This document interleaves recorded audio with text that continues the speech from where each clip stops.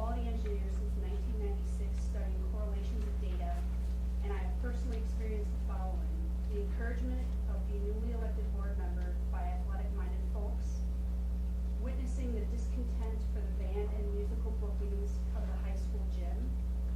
By these same athletic-minded folks, I have, meaning that they have a discontent. I've been trained in both vocal and forensics with awards and honors. Ms. Grumman's children remember their lines, can belt out and stay on key without the use of microphones.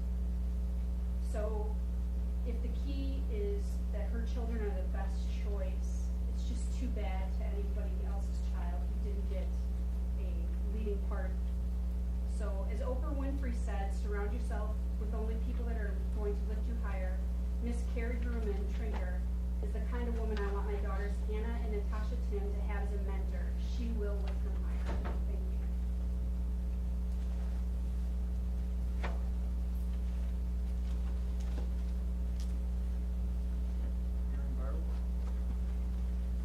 I would also like to speak on behalf of Carrie Grumman. She's taken our two sons who couldn't stand up in front of anybody when they were little without crying to doing solos in front of packed auditoriums now. Alex, who's a freshman this year, we just had the privilege of going to New York with Carrie, and we did workshops with different directors and stuff there, and it is absolutely amazing the amount of people that she knows. We had one producer actually ask Carrie questions about Alex and say that, oh, he'd be good in commercials and this and that. And he actually took Carrie's email address and stuff. And Alex is worried that if she goes, that when she leaves, it's going to take all of the extra things that the school does, the musicals and the plays that they're in, and all the comedy stuff that she does down at the Weyauwega Arts Center. And I know some people are complaining that they're not getting communication from her. Well, that can't be true, because I think she's about the only teacher that sends us emails, and if you want to know what your child is doing, email her, and she always gets back to you. She's always got the information in front of her office. So I think a lot of these people that aren't communicating with her really aren't trying to get to know her, and as far as disciplining kids in class, hey, it's part of life. Follow the rules. It's just like work. If you don't show up to work, you're not gonna get a raise or whatever. So I guess I would just like to hope that the board takes that into consideration, you know, when they're talking about her future employment, because I think she's a great asset to the school. Thank you.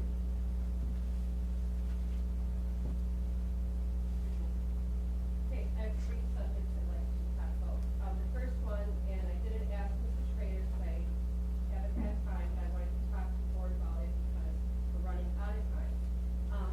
State solo and ensemble is this Saturday at Stevens Point. So there are students from WF that have put in the time and dedication and they've earned a spot at state. The last 2 years I've asked about, we have some type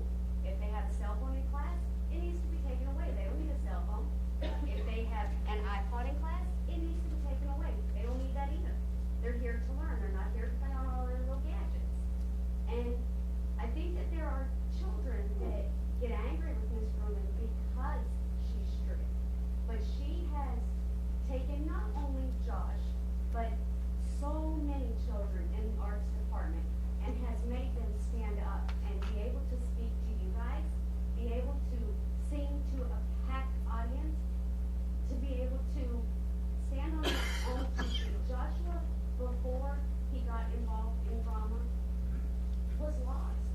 But now that he's in drama, he's in the plays and stuff, he walks down the hall a more confident kid, because what he's doing matters to somebody. Miss Fruman asks him every single day how his day is going. And if he tells her it's not going well, she pulls him into her classroom and says, "What's going on, Josh? Is there something I can help you with?"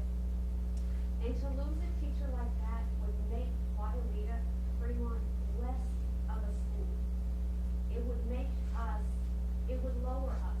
And we don't want to lower our school. We want to raise our school. We want our school to be the best. And in order to have a school that's the best, we have to have a teacher that's the best. And I, along with so many other parents, believe that Carrie Fruman is that person. Thank you.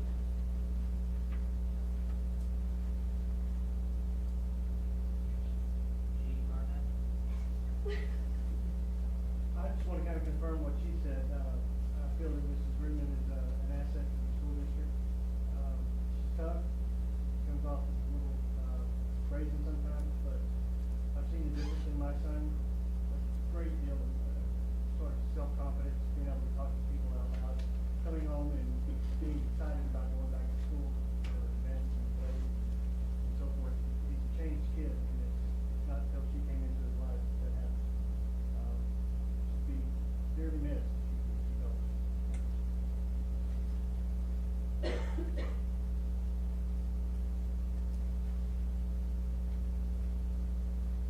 Rachel was looking for an answer, whether the board would support a pep rally. I can't answer for the board, but I can answer for myself. Yes, I would support a pep rally. So we have people that would do it. As a parent of a child who is going to stay in 4 different events, I absolutely support that. I think that'd be wonderful. And I was just saying recently to somebody how much it irritates me to look in all these papers around. You see all these kids signing their commitment letters because they're this basketball player, or this football player, or this wrestler. I never see any kids signing a commitment letter, getting their picture on the paper because they're a singer, or they're in drama, or they're a scholar. So anything we can do to support anything other than athletics. I mean, you can still support athletics, but I still think we can also support other things. Absolutely.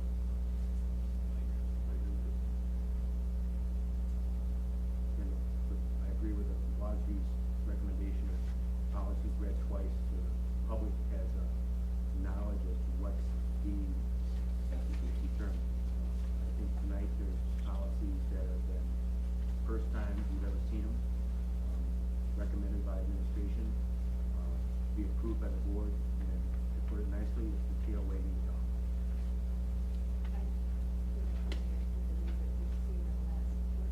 Yeah, I've seen them all. I looked at them tonight and I saw them. Not true. But whatever, we can go on. When we get to that, we'll talk about it.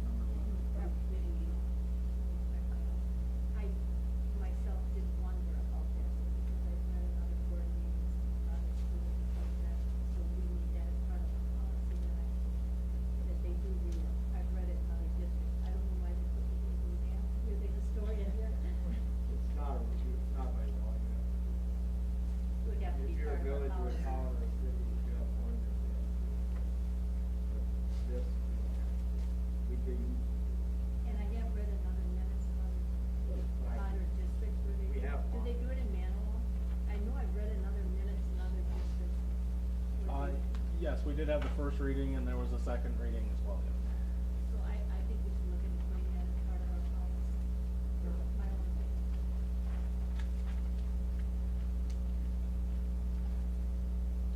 And as far as the pep rally, that should be a policy, and just do the state for some other academic, they should be. I know my grandson in Manawa is going for something with business, he went on stage. I doubt they'll have pep, school. I doubt they'll have pep rally, but we should make it. Then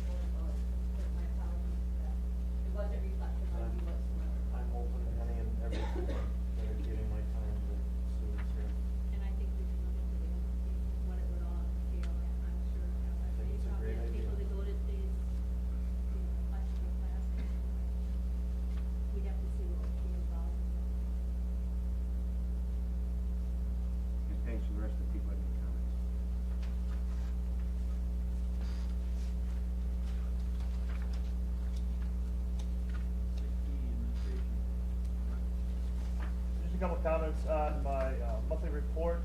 At the March board meeting, the Board of Education approved the 2014-15 school calendar, which has been communicated through the school news and is out for people to interpret.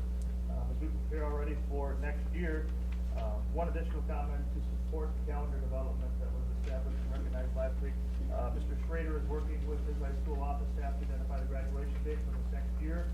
Now that we recognize the final day of school, he'll be sending out an information letter to this year's juniors before school's out with a selection of the Friday, Saturday, and or Sunday, identify next year's graduation. And in the past, the majority count has victored on the selection of the date of that. So that'll be back potentially at the end of May, probably realistically we're looking at June, and then we'll have formal board approval on our graduation date at that time. Today, ATS&R, the engineering component of our long-range facility study, was on campus today working with Tony Jaworski and Wes Schrader. It's our initial walkthroughs of our facilities. I know tomorrow is a big day for our district, and we have a presentation from ATS&R as well as Wednesday, a work day within individual buildings. So the process is underway, and I'm anxious, and I hope the board and community is as well, as we embark on this journey to identify our strengths and areas that we can focus on to make our community, school community, that much more valuable to our stakeholders, which use it every day. And the third item, I'd like to welcome Mr. Clerk Duxbury, board member that was elected from the township of Weyauwega, representing, and as well, Dan Cole was reelected in the town of Fremont. Welcome, gentlemen, to that. Both individuals were sworn in prior to this evening's meeting, and here we go. Thank you, gentlemen. Thank you, Mr. Moore. Any questions? Within my board report, it'll stand as I wrote it. However, I failed to mention one thing in my positive interactions section. And what I failed to mention was the prom was held successfully on, I believe it was April 5th. I really just want to commend our students and the staff that put prom together. I haven't stepped foot in the Gerald Opera Theater since I was a little kid and attended a movie there. And I was so impressed at the layout and the neat space for our prom, for our students to be there. And everybody was so well dressed and just really had a good time. I attended the post-prom. It's the latest I've stayed up in many years. And the kids had, we had what, 80 some kids that showed up to post-prom for the bowling and pizza. And just, it was wonderful. I've been part of other things, in my previous district, but I was really, really pleased with this. It's a really nice job done by the staff members that put that on, and really good by the kids. It was really enjoyable to see. And I just have to make one comment. You can't go to too many school districts and find where they have prom in a downtown in the business district with a red carpet rolled up. And I thought that was pretty interesting to see. There are more people I saw walk by that just did a what's going on type of a thing, even though it was right there all lit up in the glass box. But it was really, I enjoyed my evening. Thanks for keeping our students safe. They made good choices. I'll let my board report stand as presented with the addition of a couple of things that occurred last week before K's Grandparents' Day. Was Thursday at 37 grandparents attend, and then the Friday 4K class at 27. The grandparents are very appreciative of the event, and they thought the food was great. Also, if anyone happened to catch a glimpse of this motor coach that was here on Friday, it's called Dream Flight. It's what would be the best way? It's they talked about the space shuttle and all sorts of space adventures. The 5th grade classes from Fremont and here each took not just tours, but we're working on different types of space activities in there, robotics, some weightlessness, things like that. But it was the 2 gentlemen that came were really engaging with the kids, and I enjoyed talking with them. It was almost like you were talking to an astronaut when they sort of played that role when they were here. So they were here all day. I mean, it was about 6 hours of time they spent with our kids here, and obviously they just rotated through. It was really good. They learned about the space station, built a space station while we were there from the components that they had.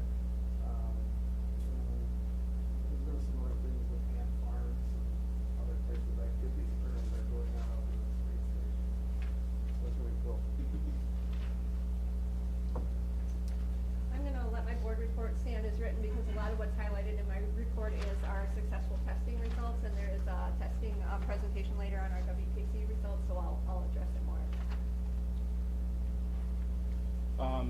We'll have a budget update in a little while, so that's gonna be the majority of my report. I just wanted to highlight a couple of things, in the packet. You'll notice, the health insurance, program is, continues to perform very well. Our dental, program has bounced back a little bit, and now we're running at about even, so that's good news. The other item was, Sandy, previously you had asked about, comparing with other districts, self-funded versus fully funded, and wellness programs and that kind of thing, and we've put together a few things, and we can present that at our next meeting. And the other item I wanted to say was, this week we will be meeting with AFG. We talked about our health insurance bids, and I believe we'll be bringing that back to the board at the next meeting. So, other than that, we'll talk about the budget in a little while. So you can bring that up probably at our next committee meeting? Yes. Thanks for listening. You're welcome.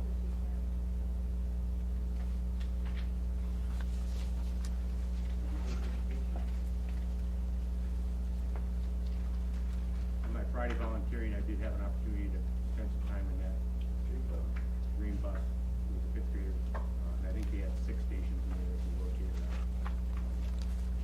And it was sponsored by Delta Dental. I don't think there was a cost to the district other than including the price of ours.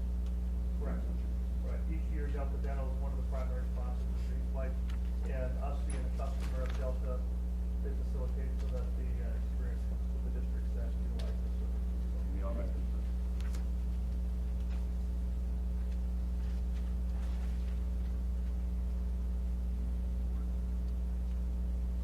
Recognition of special guests. One donation, Brandon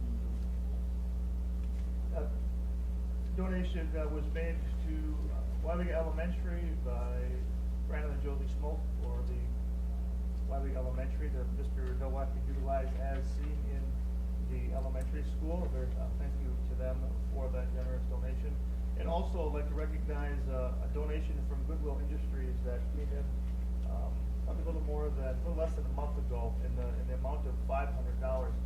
The narrative which was attached gives a lengthy detail as to what it's all about, and I'm going to let Candy talk to the point as to how this donation was utilized specifically within our district, and I think it's a great gesture for Goodwill Industries, and ultimately our district able was to help out communities within our school community. Candy? Goodwill directed that, we apply this to the families that the counselors are aware have significant financial needs. So one of the other programs that the counselors work with within the district, we call the backpack feeding program, that's sponsored by some of the local churches. So our students that receive those backpacks full of weekend food, on Fridays, those Goodwill gift certificates were put in and sent home in those backpacks.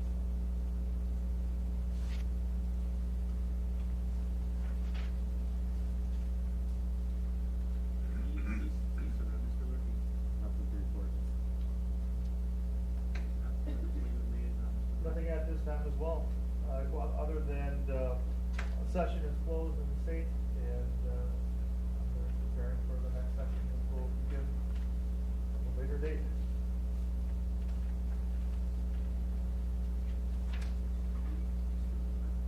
I think there's a policy on the student rep as to how they get elected and when, and I think, they should have. The one, if there's a replacement, I think April is when that happens. I apologize. It is correct, that policy is not followed through. Mr. Schrader is facilitating that process currently, so just bring someone forward. I have a daughter in that age bracket, and her friends are disappointed that the student rep does not participate as often as other people might be.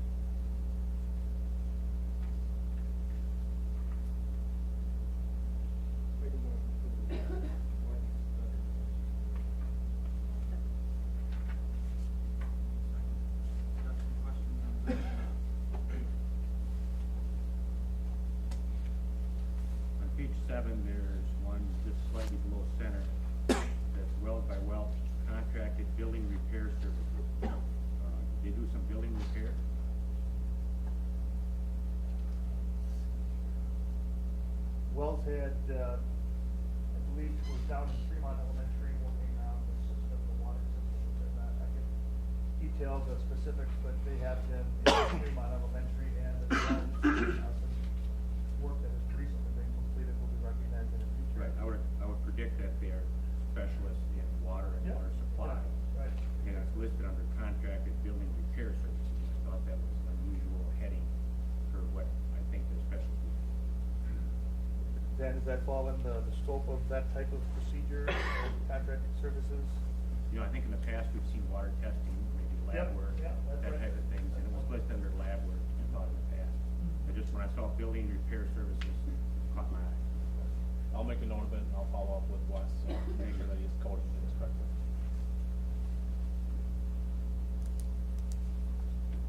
And then about 4 down below that, there's a refund on a lunch account for $1,000 plus. Did someone overpay a lunch account by $1,000? Actually, I believe there was, yes. Really? Yes. It's another one of those unusual. It was an error in entering, perhaps maybe one too many zeros. I see. So they didn't necessarily pay an extra $1,000 by mistake? No. It was Well, kind of it entered was- in maybe, it was. No, it was entered in as, elevated amount, as a equipment cost. It's listed as a refund, and that's like, Correct. refunds to me are a return of an overpayment. That's the typical process we've utilized in making true. You probably pay online, it says e-fund, and that's how I Yeah. pay, is online, so they just probably just hit too many zeros. Yeah. That's all I have. Any other questions on the vendor fees?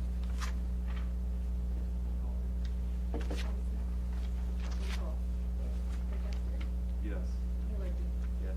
Jim Spitz? Yes. Debbie Burrow? Yes. Debbie Osborne? Yes. Routine March monthly cash receipts. Motion to approve. Second that. Comments on cash receipts?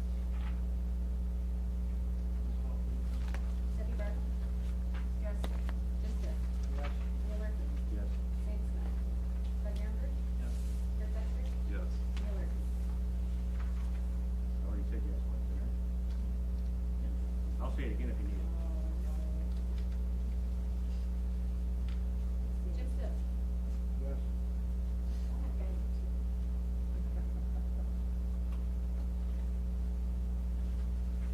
Dan Cole? Yes.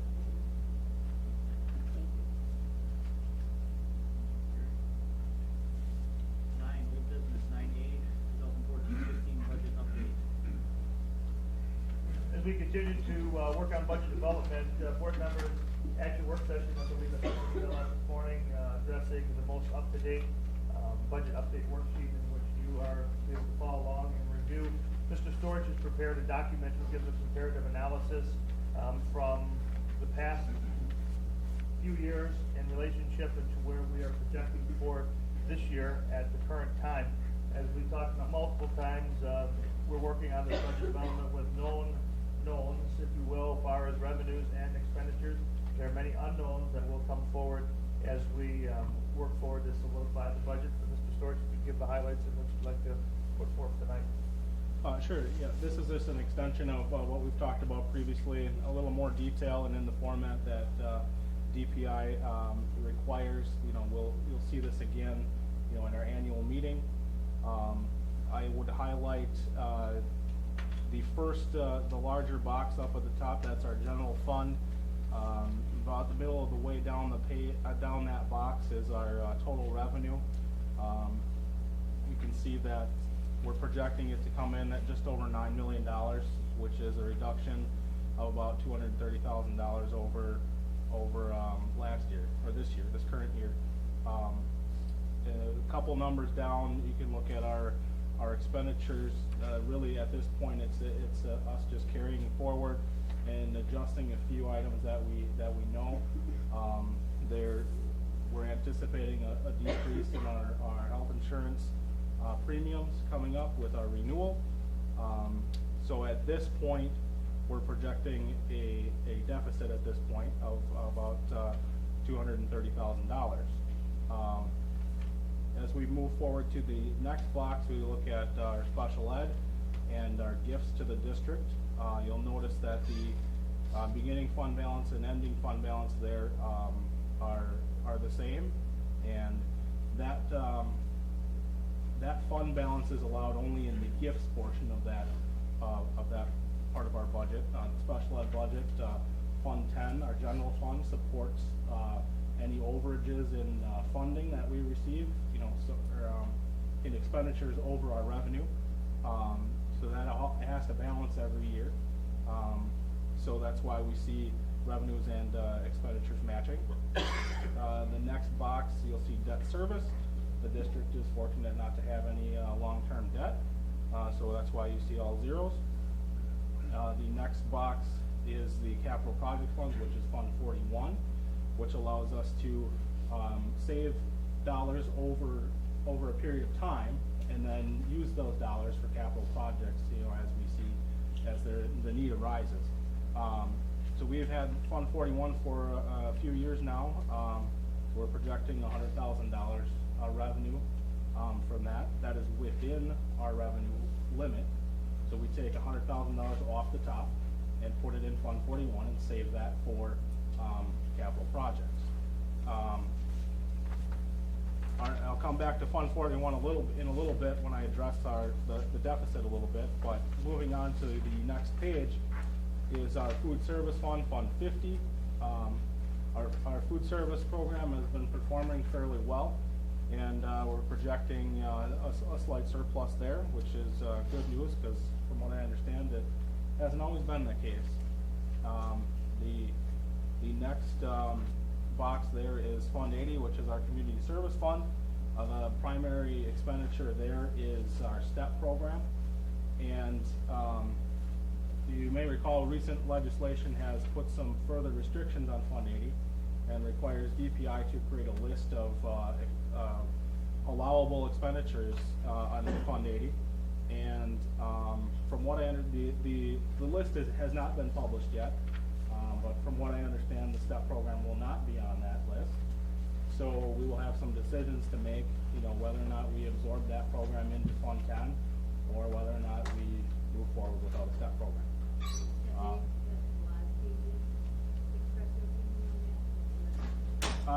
Not at this time, because the list isn't out yet. I have heard that they will be accepting suggestions, so I'm sure everyone will put all of their programs in.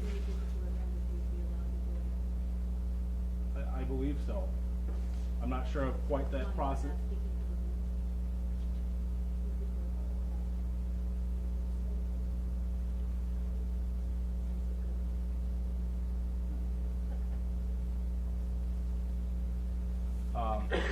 So the next box is the 90 funds, which we don't utilize. The final box is our projected levy. I wouldn't pay too much attention to the general fund levy at this point, because if you think of our revenue as a pie, we're not quite sure how big the pie is going to be, for one, and we're not quite sure how big of a piece the state is going to kick in. So we don't know two pieces of that equation. So the general fund levy is really just a ballpark number, and it's significantly less than last year, projecting about a 7.5% decrease, all things being equal. When we look at the deficit, there's some interesting ways that we can look at closing that deficit, and one of the ways that I wanted to talk to the board about is when we look at Fund 41. We have been committing $100,000 per year to capital expansion, and I think one of the best ways to move forward would be for us to go in with $100,000 shortfall in our approved budget, which this would then essentially take our $100,000 from our Fund 10 fund balance and move it over to support capital projects. So a little bit of a accounting issue, but but I think that's a way for us to move forward and, still support our capital projects. So, that's really, I believe that's all I have. Let me check my notes here. Mr. Storch, can you comment to the second box on the first page in the 127, the increase from 1.556 to 1685, and why that number is that? One may wonder, the increase and what justifies that increase. Sure, we have a few kiddos that are of high need, and we anticipate those costs to be increasing. Do you have anything to add on that, Andy? The other thing to know about Fund 27 is, the state requires us to make maintenance of effort every year. So that budget, like Dan is showing, the numbers are exactly the same from year to year. It needs to stay that way, that those expenses are at least the same to maintain that you're meeting maintenance of effort on the special ed students every year. How in the future we can decrease those costs is, like Mr. Storch is referring to, we do have some extremely needy, high expense students. At the point that they graduate, that's when you're allowed to make those decreases in that budget because you're no longer supporting their expensive needs.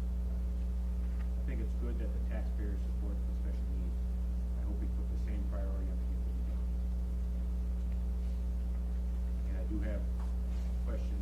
I've got 2 pages that came in my board book. There were some emails about what would be here would be different.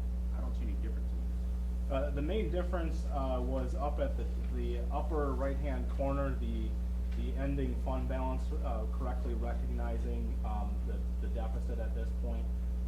We need to fine-tune sharpen our pencil, as you might say, and come up with that identified deficit to balance the Which budget. number is different? I don't find any number.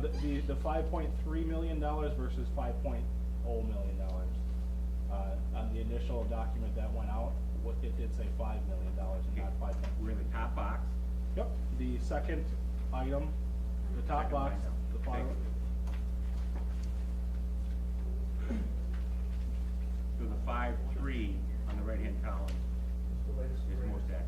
Yes. Just, 5.3, yep. And it's just the balancing to make the sheet come out correctly.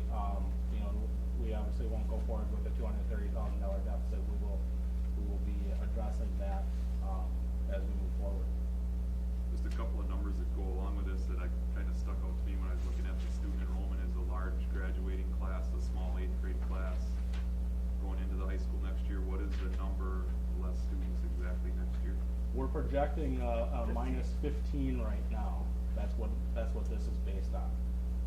And as we start advancing through the summer and we get a better idea of what's going to happen, then these numbers will change as well.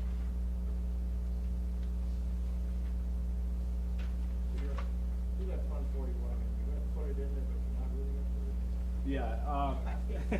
You're taking from your left hand, Fund 10, which is too high in our policy recommendation.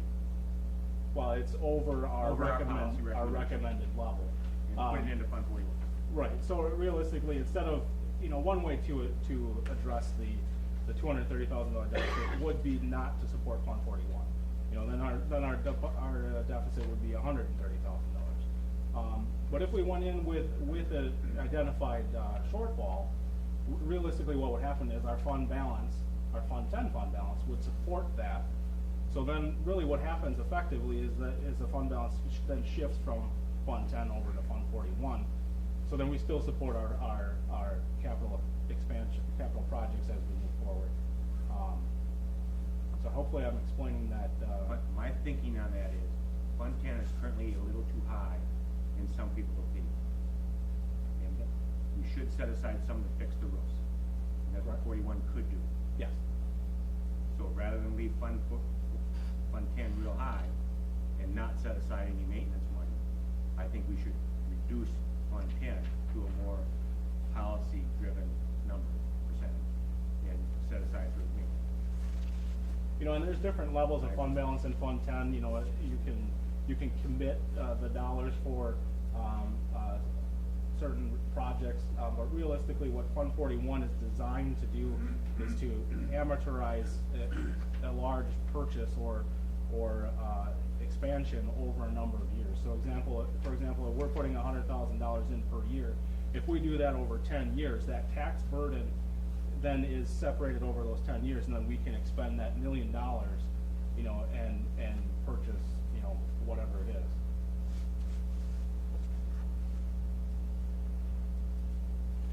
Any other questions? The Wasby School got gone through says, try not to get your fund 10 too high and shorten your maintenance. Well, When fund 10 is too high, there are people that want it. We are certainly in a position to support our capital expansions, and as we move forward with, you know, ATS and R and define, you know, certain projects, and I'm sure, you know, we'll be able to support some of those things, you know, with internally, so it's in my opinion, it's a good problem to have at this point. You know, there's other districts that are in much worse shape than we are, so. Another component to process through is that with our health insurance renewal coming about here in a month or so, much of our fund balance in Fund 10 is a product of that pool. So utilizing potentially fund balance to offset our premium cost for this next year as to how much the district will contribute in, reallocating funds from Fund 10 to that. Maybe a decision the board is willing to entertain at the appropriate time, thus bringing down that Fund 10 and ultimately utilizing the dollars that were identified for insurance insurance purposes.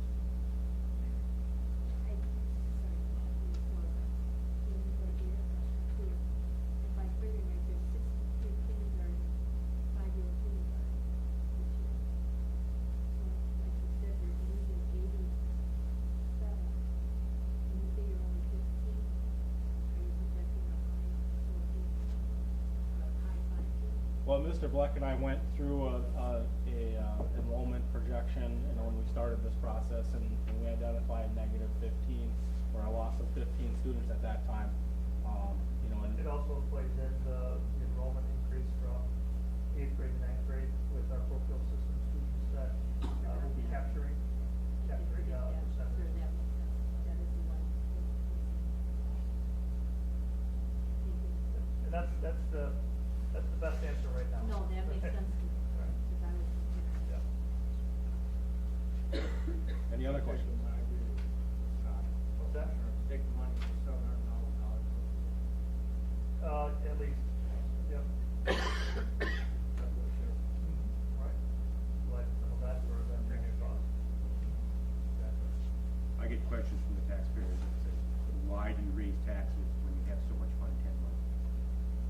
So if we reduce Fund 10 money and put it in some maintenance, like we really want to, I think that helps alleviate some of that. And the other side of it is, the staff says, if we have so much money, why can't we get a raise? Well, It's there, but it's not really there. A lot of it's designated. You tell them that. There isn't really much there that isn't designated.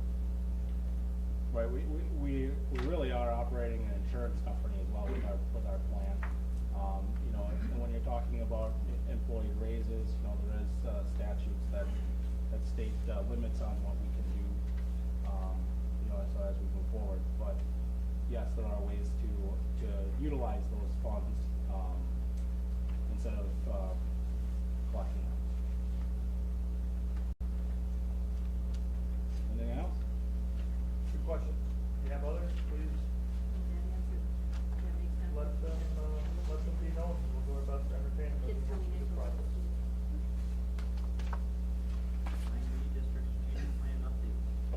Just a brief update from our previous committee meeting. We had an update of our strategic plan subgroups and where we were performing at and some initiatives that were taking place. Tonight, I'd like to present some information that was compiled via the question that dealt with technology specifically. It was question number 3, how do we take advantage of current technology, continually invest in new technology, and ensure all stakeholders, all students, have access to it, meaning technology at home and school. So the product of that question was our sub-technology committee sitting down and developing some framework to assess our students and our families as to what type of technology do they have at home.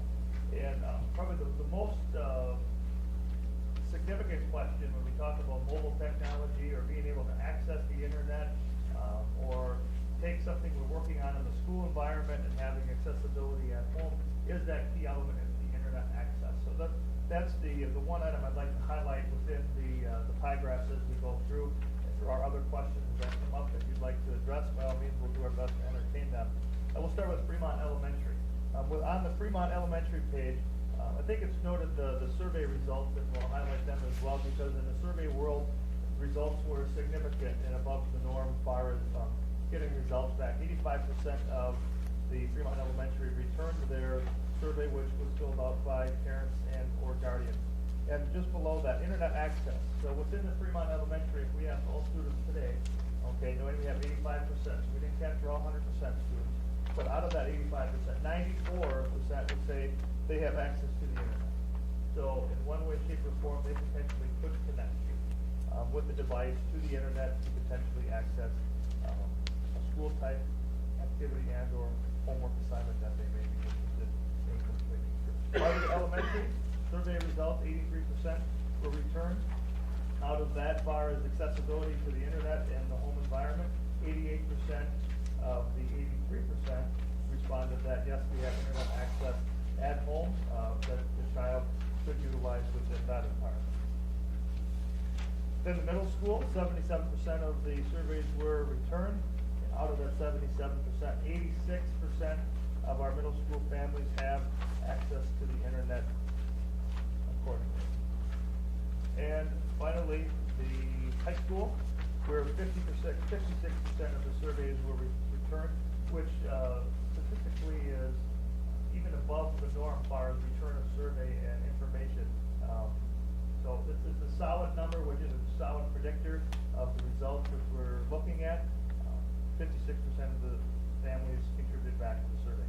Out of that 56%, 91% of our families state that they have internet accessibility. Now, the one question that I posed and brought forward from this is that internet access, as our students become older, is the accessibility to different types of devices, cell phones, and of that nature, that could play into that slightly elevated accessibility at the higher level for our students and how they choose to connect to the internet within. Does internet access mean they have it at home, or they go to the library, or both?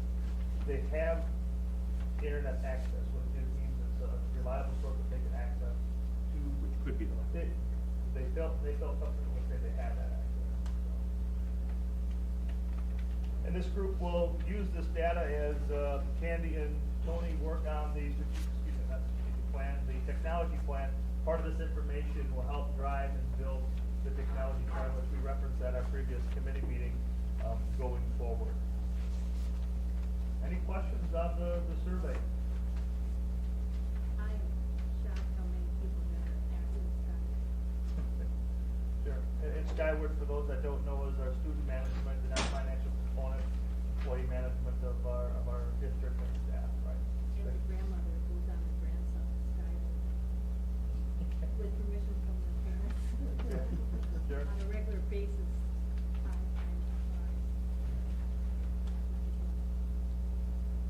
The next step of a potential survey, which I couldn't believe I mentioned it within this environment, but we look to conduct another one that will really focus on the internal components of our staff and how they use technology through a product called Clarity.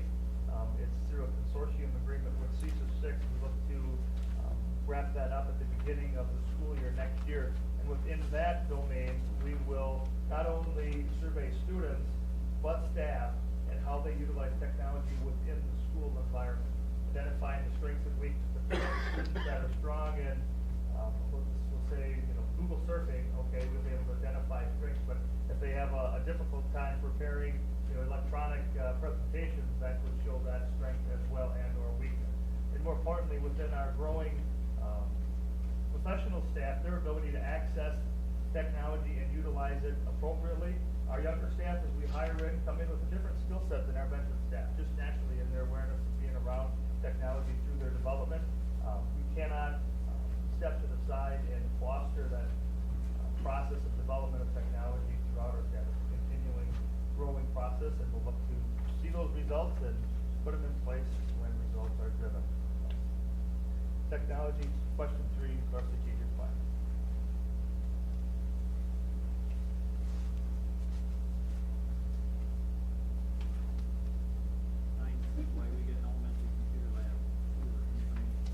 Okay, for those that are interested and want to go for a short walk and stretch your legs a little bit, looking at the board has been discussing with the administrative team and technology, Department Tony, and our buildings and grounds over the past, it's been a couple months, about the idea of creating an additional computer lab within Weyauwega Elementary.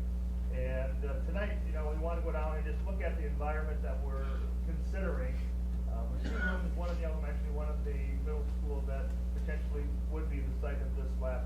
And just to reinforce, I guess, in my opinion, okay, of what we're looking to accomplish here is creating ultimately an educational platform for students to have opportunity to access technology within our school environment, to increase the accessibility for staff, to bring students in for instruction, and as well to help support us with our state testing. Our middle school utilizes the computer lab behind you, and then there's another lab outside the hallway, which is also accessible for testing.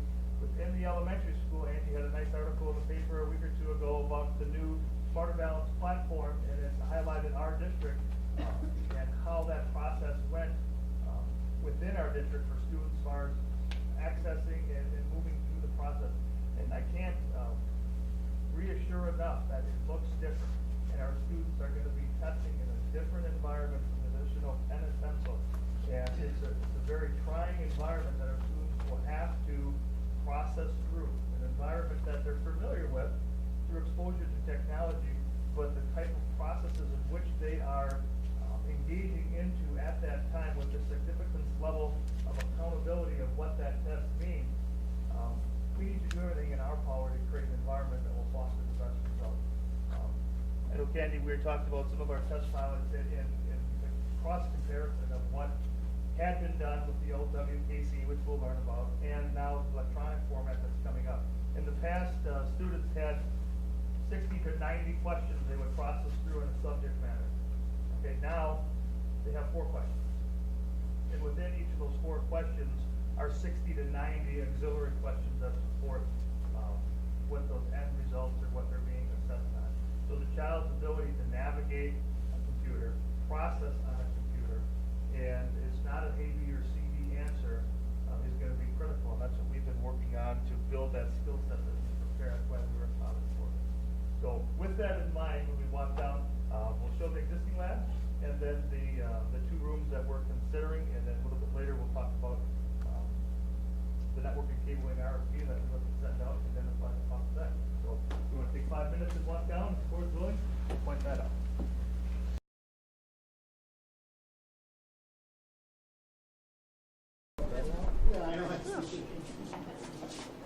Everybody? Okay, this is our elementary computer lab, which is our primary sole computer lab in which we'll ask all of our students and instructors to utilize throughout the week and the year, so on and so forth, to carry on our technology curriculum, which they intertwine into their everyday curriculum, as well as any projects or skill sets that we're looking to enhance the typing, different processes which students will be expected to be proficient at as they move up through the elementary ranks into middle school and high school.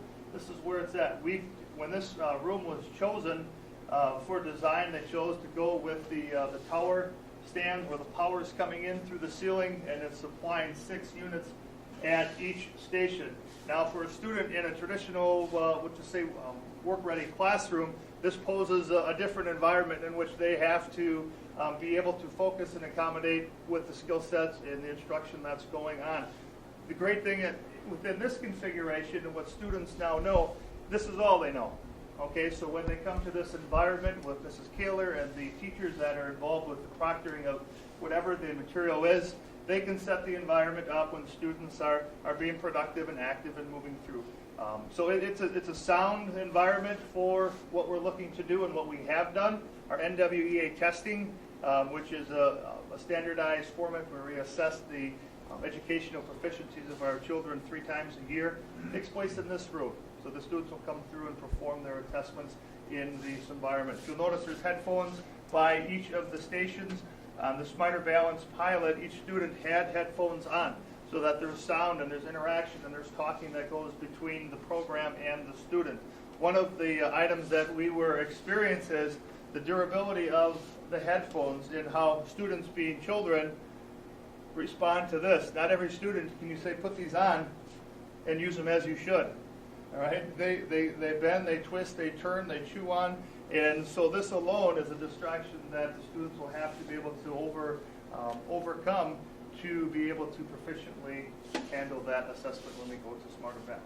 So this is what we know right now as in the elementary. In Fremont, far across comparison, similar amount of computers. They're lined in a row fashion, more of a traditional setting, lined in a row, not in the tree. They call these computer trees as they come out of the ceiling like this to fund this. Are those headphones sterilized after each use? You know, I don't have the answer to that question. You do. Okay, all right. Thank Yeah, you. okay. Any other questions on what we currently know? And our IMC to the elementary is right through that door, just as in our middle school. We have IMC in the computer lab. They're interconnected. Mrs. Keeler instructs from this area. So you have 36 computers in here. 30, I believe. Isn't it? 30. And the new room would anticipate having, Right around that 30-ish again as well. So you'd have 2 rooms of computers? We'd have 2 rooms. We'd have this room and another room. Right. Do the teachers bring them in here for lessons too? I mean, it's Oh, not yes. just. Yep, exactly. I figured they Right. did. And the component that we're learning through the curriculum that is need for increase is the keyboarding capacity of the students. If you think back when most of us were in school, we didn't learn keyboarding until maybe our freshman or sophomore year in high school. It's very critical that the students are getting it early and often in the elementary. I was asked that. Do we teach it here? Yes, we do. So, Mr. Lurkey, to answer your question, like why change, why add on? We have done the math, and perhaps others can assist, but we've been looking at this for a couple years, anticipating this test coming. We have a 3-week window to conduct the entire Smarter Balance assessment district-wide, and in this area, we do not have the quantity needed to put that many students through that length of a test in a 3-week window. But Without taking them into the high school or busing them over to Fremont or taking them off campus. But do you also perceive that both computer rooms will be used a lot more? Oh, Or not just absolutely. possibly testing, right? Yeah, this- I would Right. assume. Right. Absolutely. This Because I'm room- thinking of the textbooks they have now and that, a lot of that's online, right? where do the 90 portable ones get used? all throughout the district, or in the elementary. I mean, the mobile labs that are out there are signed out by classroom teachers typically and used within the classroom instruction for varied reasons, research, projects, investigation, what may you have within. And those are wireless? Those are wireless, correct. Yeah. And I know in one of our discussions was about in our last committee meeting was the discrepancy or the differences between wireless and or wired in, and what that means. There's nothing that's guaranteed fail-safe. Okay, nothing. Whether it be wireless or fully wired. Wired presents the highest rate of fail-safe, where you're not going to fail. You're not going to have a system go down. Granted, if the power goes out district-wide, everything's going down. If wireless goes out, typically we still have power to our district. And if we had a student that was testing in that environment and wireless went out for whatever reason, that would be an extreme hindrance on start and stop of the test. We don't know what that would look like. In a wired environment, it's more so controlled, and we're able to create that optimum environment, if you will. And that's a frustration that often happens. I think I've even seen it at board meetings where you guys will have your Chromebooks in front and you're not connecting, and you're getting frustrated because, so to putting that in a testing environment would be a real hindrance for the students. The concern I hear is students don't have access to labs enough hours in the day. And particularly after or earlier the school day is locked. And I think if taxpayers are funding a computer lab, it should have more hours available for students. Sure. So man with computer lab before and after school, is that what you perceive?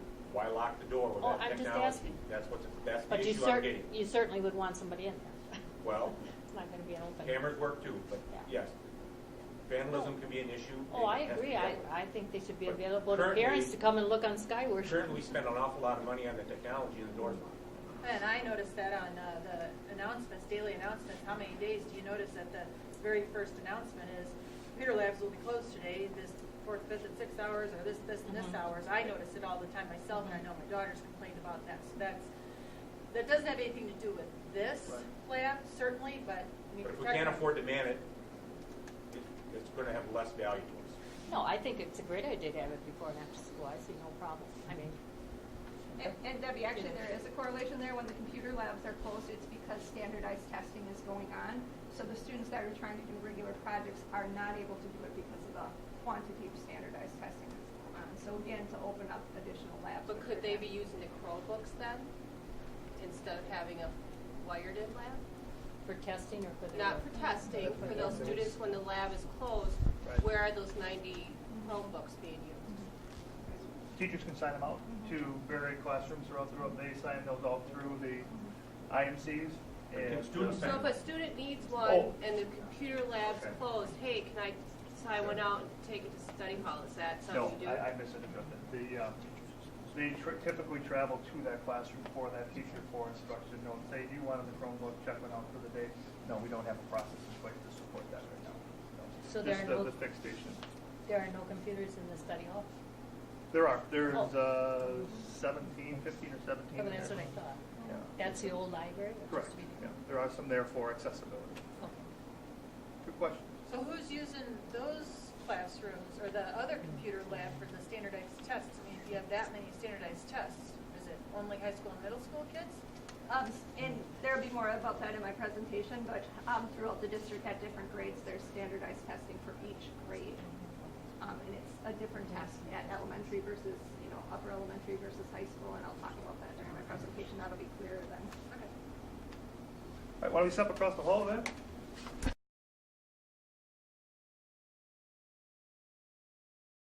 Here's a course room where Kathy Carwick instructs.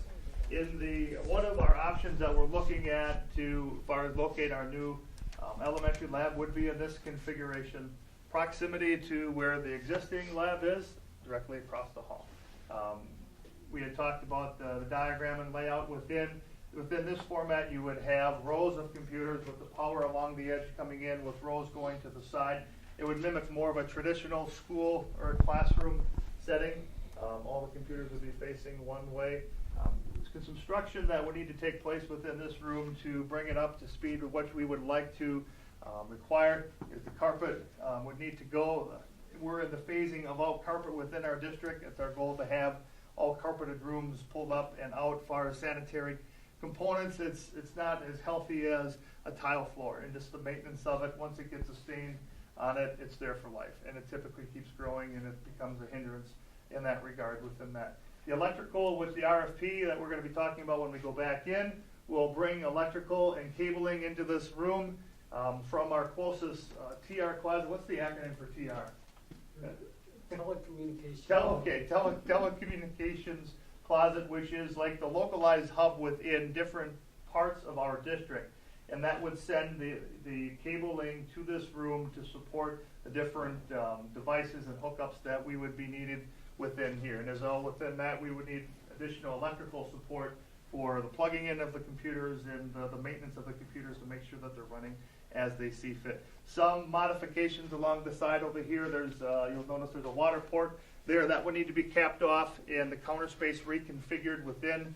That wouldn't be necessarily advantageous to the computer lab environment to have a water source there, so that would be eliminated as well. There would be some modest construction costs within that as well, just to cap it and remove it from the environment. So, this is one of our choices that we're looking at within. You'll notice the tiles that are pulled on the side there. When the roof drains froze, this room had water seepage come in along the wall there, came up over the flashing and into the room. So that's why those tiles are up. I wanted to be able to have you take a look up there if you really want. But that's where the water came in. It hasn't come back in since that drains were thawed out and we moved on to that regard there. So this is one of our options for the lab. Any questions in this environment?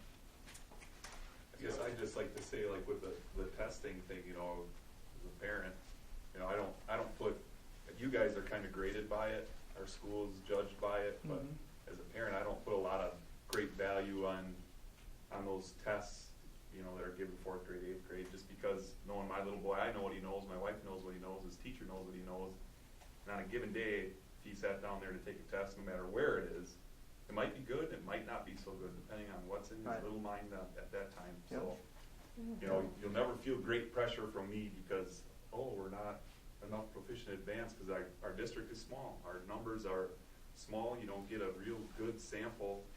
Being a former teacher here, there's some groups that come through that are strong, there's some groups that come through that have a lot of weakness, and when you're talking 40, 50 kids, personally, I'm not gonna put a lot of huge value and put a lot of pressure on you guys. I just wanna see each individual kid learn, which we can do because we are small. I mean, my kid's teachers so far know him extremely well, and that's where I'd like to put my money, I guess. Sure. My question is, the current computer lab, is that utilized all day long? Every classroom, every class period, I mean? The one across the hall? Yeah. I'm gonna ask Doug to comment on how often that. As often as the teachers can get in there. Again, what Mrs. Martin was speaking to, like right now we're in our, what we call our NWA test window. Those are assessments that we take 3 times a year for our own purposes to assess our students, how they've grown this during the course of the year. And so we're shut down basically because the classes are using those full-time for those assessments. It just seems like we're having to build all this extra space just for testing, and is it really used the That's out there now, there's not a guarantee to have 30 computers hooked up, through Wi-Fi, if let's say they were laptops, and if they're not wired in, there's no guarantee that they're gonna all be online. All during the schools the are testing or struggling anything with, else. the wireless components, and what's great today is not so good 2 or 3 years from now. Now they're gonna replace it again. When you establish and put in a wired system, you're good for 10 to 15 years.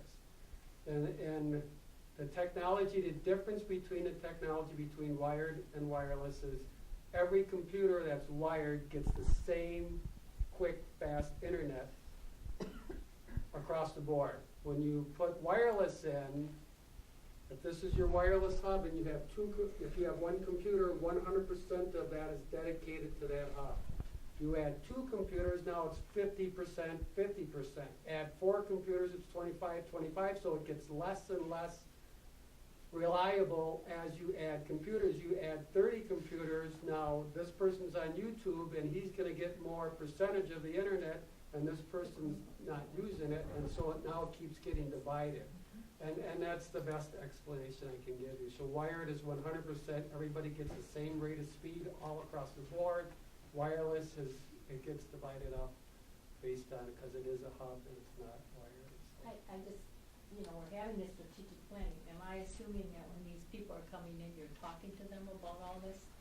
Yeah, they're assessing technology. Yeah, and The that's- gentleman met with Tony today, I believe, to talk about And where we are. We talked about the wired and wireless as well, and Right. he's more or less on board with what I just And so described.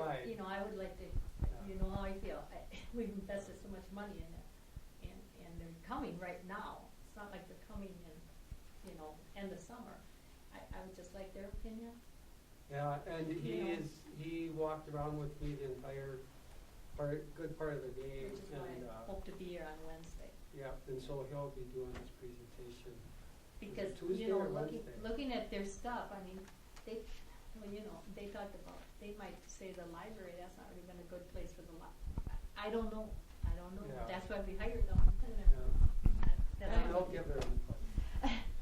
I have a question. All I've seen is presented to the board is that this is what we need, this is what it has to be. What if the board community says no to this? What is your plan then to handle the testing? I mean, is it feasible to use the lab in the high school? Yeah, wherever we have a computer that is allowable to create that test environment, that's where we'll be using I mean, it. how many times a year do you test? And, I don't want to put the cart in front of the horse. I'm going to give a whole presentation on this and show you what grades and how often, how many in just a couple minutes when we get back down Sure. there. But yes, Rachel, to answer your question, it is possible to test elsewhere. Some of the schools that do not have computers, very minimally, where like school districts where only the teacher has a computer, those students will be bused to Fox Valley Tech and be using the resources there, and they'll do all their testing Right, for a free so we have a period lab at in the Fox high Valley Tech. school, middle school. I'm just wondering, is this where the money should be spent for a testing lab? But see, they're already saying those labs are shut down all the time. So would we wanna shut them down more? But for the why other Well, I ones? think we need to listen to her Yeah, presentation, you know, yeah. and so It's I'd just like a to listen to 3-week your window, presentation. Getting everybody within that 3 weeks. Right, that's the ultimate hard challenge. part. I have no problem with the computer lab, it's just, I'd like to hear, I'm not sure this is actually the room for it. This is the hottest room in this It's elementary. just I my think. opinion, well, it would have to be air Just a conditioned. reminder, there's no air conditioning and it's a Yeah. new room. It would have to be air conditioned, Sure. right? Yep, I mean, you're we all absolutely know right. that, yeah. Yep. And maybe they'll say this is the best place. Yeah. But, To you put know, air conditioning in a new roof increases your chances. I don't know, I'm not a real. Any other questions about I this just- I layout have of a this question. facility? Tony, what are you seeing for maintenance on your mobile labs versus stationary labs? Are you having a lot of breakdowns with the mobile stations? Are people abusing them because they're on Well, water? Are they getting dropped? just because of more handling, there's more maintenance on it. I mean, that's the best. And then, as far as repairs and fixing them, it takes longer to repair and fix them than it does a desktop computer. I even tried to get a 5-year plan, 5-year warranty on the laptops, and it's like prohibited compared to a desktop computer. So maintenance is really an issue.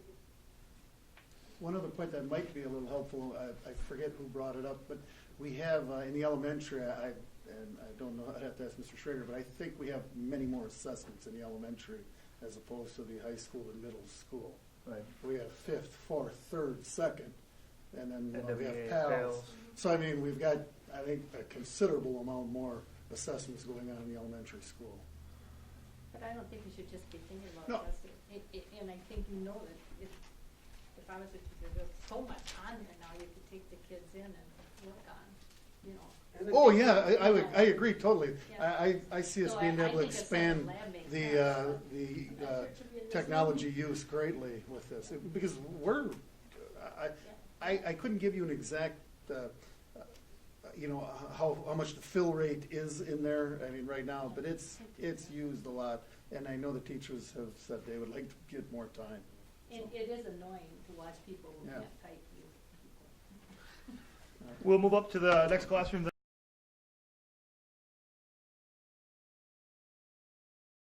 Sure. Okay, this is the next room potentially considered for the elementary lab. This is currently utilized in the middle school with 6th grade social studies and study skills within all of the instruction supports middle school students at this time. As far as the configuration and the layout of it, it is a little deceiving. One may think that it's a larger room, but it's really not. It's within very close square footage of the room we just came out of, the white walls, and kind of brighten things up and move it apart to create a little different atmosphere within.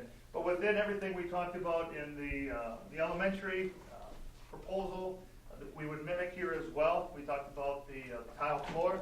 Last year this was carpet, okay, and during the summer we installed the tile. So that part of the puzzle is already completed. It does have AC within the building as well to support that. Whether or not that will be adequate to support it, I guess to be determined once we get it going in here. Configuration, we would try to set up the same type of configuration with the rows. Haven't really decided as to which way it would face. More likely this way, I'm guessing, with the shorter distance going in from the walls rather than the longer way, as far as instructional purposes for that person who's proctoring within. Everything we've talked about in the other room would apply to this room as well. Wouldn't have to limit, I believe there's no water cap in this room. Structurally, this would take a little less to bring up to speed proximity to the elementary and where our students are. They'd be entering up into the middle school to utilize this room. Elementary students do come up into the middle school for art instruction at the end of the hallway, so they are not totally non-understanding or not aware of where this room would be. It would just be an extension of the IMC. Proximity to the existing computer lab, where if there were co-teaching or co-opportunities between staff, between walking across the hall for an instruction, this would limit it a little bit for Mrs. Kaler to be part of those instructional environments. Just for the proximity, it may take a little more coverage to attain that throughout. But option 2. Has there been a consideration to take the current computer lab and the current library and both be computers and this be the library? No, that hasn't been part of So the computers discussion. next to computers and library over here. Yeah, no, that hasn't served And us. you don't even have to go in the hallway then, to go from computer to computer. So that hasn't been discussed. And I remember hearing that we couldn't be here because of library funds. Is that changed where this can be here now and still use library funds? You know, we're gonna bring the computers in and put them here. We need space and proximity. And I know, Dan, if you had any follow-up on that from the DPI. The current computers within Fremont Elementary are in their computer, or in their IMC.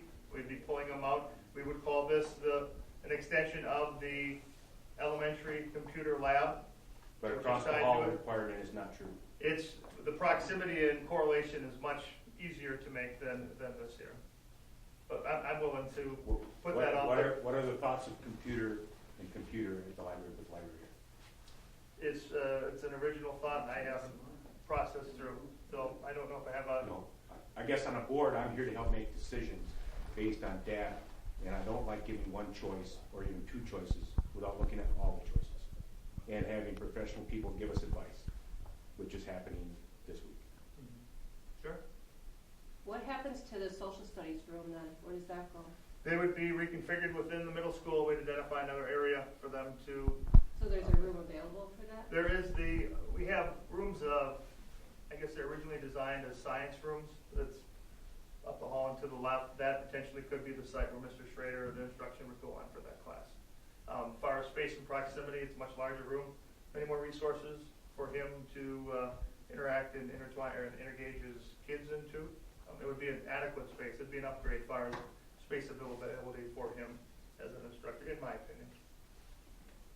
So, any other questions? Good questions. I have a question. When we talk about wired versus wireless, we keep talking about desktop versus laptop. Desktop is only wired, laptops are only wireless. My laptop, I can plug a cord into it and I can be wired. That's what I have to do when something's not working with my internet. I can't go through my router. So has that even been considered? Why is that not an option, that if we have all these 90 or whatever, 125 Chromebooks or laptops or whatever you have, why aren't we wiring them in then? They already have a monitor, they already have a keyboard. Chromebooks do not accept wireless. They're only, wired, but only wireless. So you have to get a full-size laptop to do that, but that is an option. And Tony, isn't that an option that we advance at Fremont? Yeah. That same philosophy that you just, the addition to that computer lab will mimic that. They'll be able to be pulled out if need be. Because wasn't it discussed about purchasing 90 or 100 to 125 new laptops? iPads. iPads? Yeah. Or Was it That's iPads? workstation, teacher workstations, Teacher workstations, and other support areas. teachers that- and staff workstations Yeah. all getting replaced as part of the 5-year cycle. And unless I'm mistaken, which I hope I'm not, but the computers that we're talking about going in here are already in the district. They're at Fremont. They're actual, I used to call them tower computers that are PCs. So they're already in the district. We did just get an RFP for iPads, though. We've got a We have proposal. 17 iPads. Yeah, so maybe that's what you're thinking of. no, because they said a few meetings back it was 90 to 125 something. Right. Well, that's And that's for these? teachers and staff. No, that's not for this stuff. That's for teacher, staff, and other support areas within our Right, district. that'll be All the teacher offices. computers getting replaced with different. And then where are desktops. those going once those are replaced with a new one? Some of these get migrated down to the elementary, where the elementary has older computers, and some of them get sold to the general public. They get refurbished, upgraded, and then we sell them to the general public. We look at some of the disadvantaged, people first, and then we get them covered, and then what we have left, we put up a general sale, usually in August or September. And it has gotten to the point where we paid to get rid of it. What? And it's gotten to the point where we paid to get rid of it. Have we always been able to sell them all? We've always been able to sell them all, but the ones that I cannot repair, then I, have to put them up for recycling, and they charge us $5 or something, per PC to recycle them. So if they're not repairable and I can't refurbish them and get them ready for sale, then we have to recycle them with a recycling center. Okay, any other questions? Good questions on this environment? All right, if not, we'll head back and move forward. Board members, we're looking for no action at that time on the classroom tour. That was strictly informational as we go forward with investigating what our options are with that process.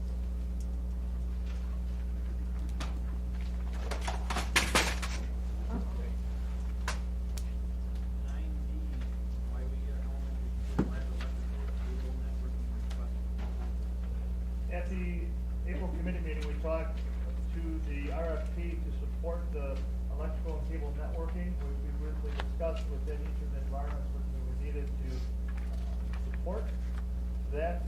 There were no significant changes other than the date, looking for the approval on this so that we could explore the cost to what it would be to wire and bring in cabling for the lab. And if approved, we would put it out tomorrow for the vendors to give us their bid. Does the current elementary computer lab stay cool enough with that window unit? I'd have to say yes. Yeah. Tony, we're not having any breakdowns or any,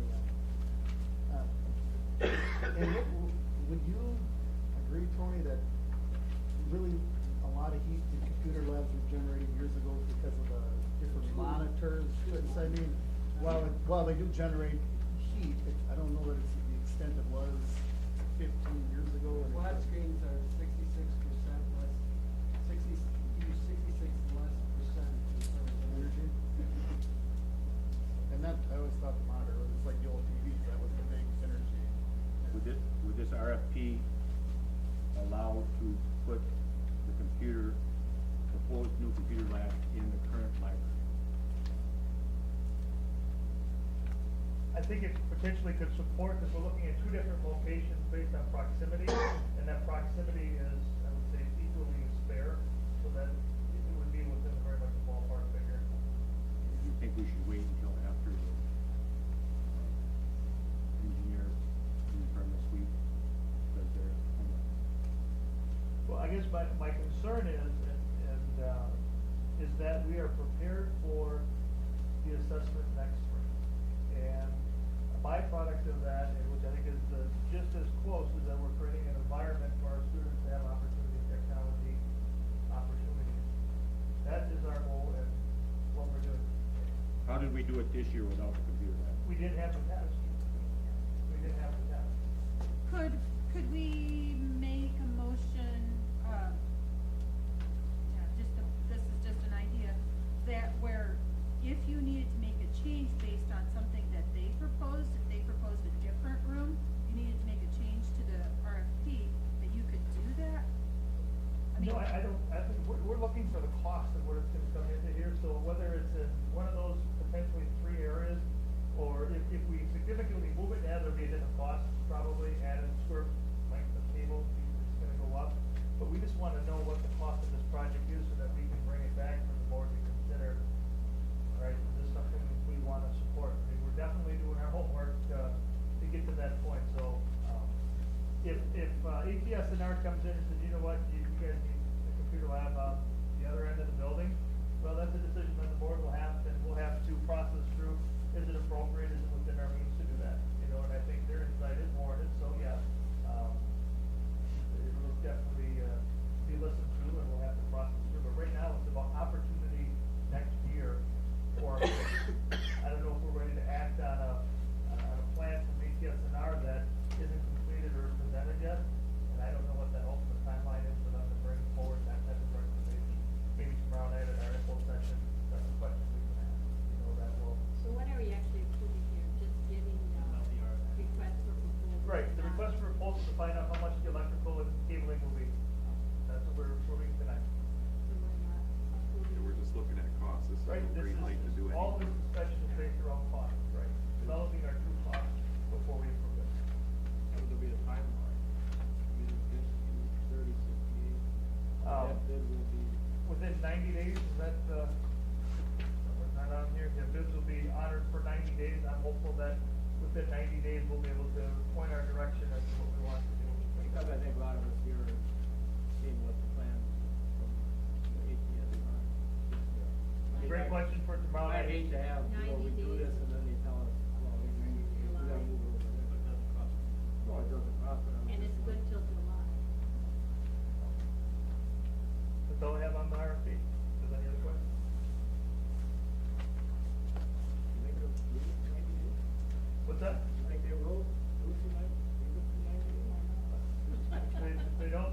in, right? I guess that's their.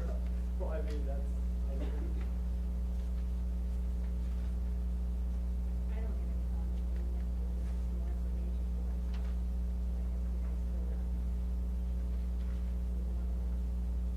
I think the work that's who they are, who's on, like the extension ones, like the one that works for the why we don't tell them to come forward. I'll second it. Discussion.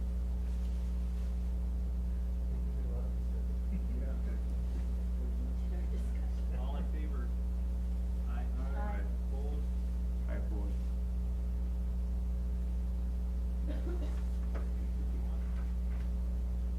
Consent agenda.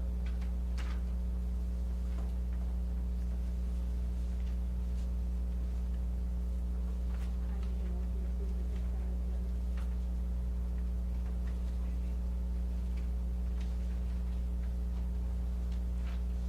I'll second it. All in favor? Well, I just have a question. Does anybody know why Mr. Fee is Oh, yeah. resigning? They don't. If we're, Can't say. if we wanna talk about one of these items, in individual, Yeah, we'll pull then that. we have to go and pull it and go into a closed session for that. Which you can do, Which you can pull an item from. you can pull an item from. Well, I'm not saying not to Sure. accept it, I'm just curious. Sure. That's all. So I'm okay with accepting Okay. and approving the agenda. Okay. So we have a motion and a second. All in favor? Aye. Opposed? Carried. Select. The board approved through, the two of the consent agenda, one hire, the hire of Angie Hanson. Who will be our high school secretary and attendant secretary to support Mr. Schrader's high school office. The board also approved resignations of Mr. Pat Fee as high school assistant varsity football coach. Approved the resignation of Corinne Cartwright, the webmaster, at the end of the school year, and approved the resignation of Mr. Mike Remy, district groundskeeper, outside maintenance staff. So thank you to all those individuals for their time. Your district is a very capacity.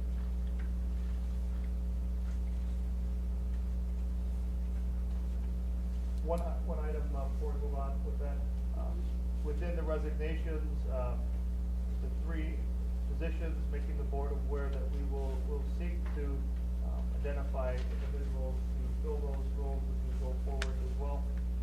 And if there are candidates to bring forward who feel can fill the bill, we will present them to the board for approval. Is the district groundskeeper maintenance, that's a year-round position? It is. Anybody can answer here. Can you answer why Mr. Fee is resigning? I don't think it'd be appropriate. Okay.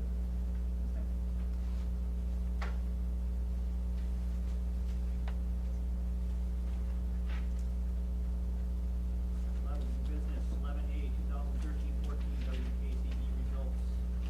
All right, Mrs. Martin started her presentation down in down in the elementary fire room there. Candy has a presentation that she will take. It will be up on the show here behind us here. From the beginning.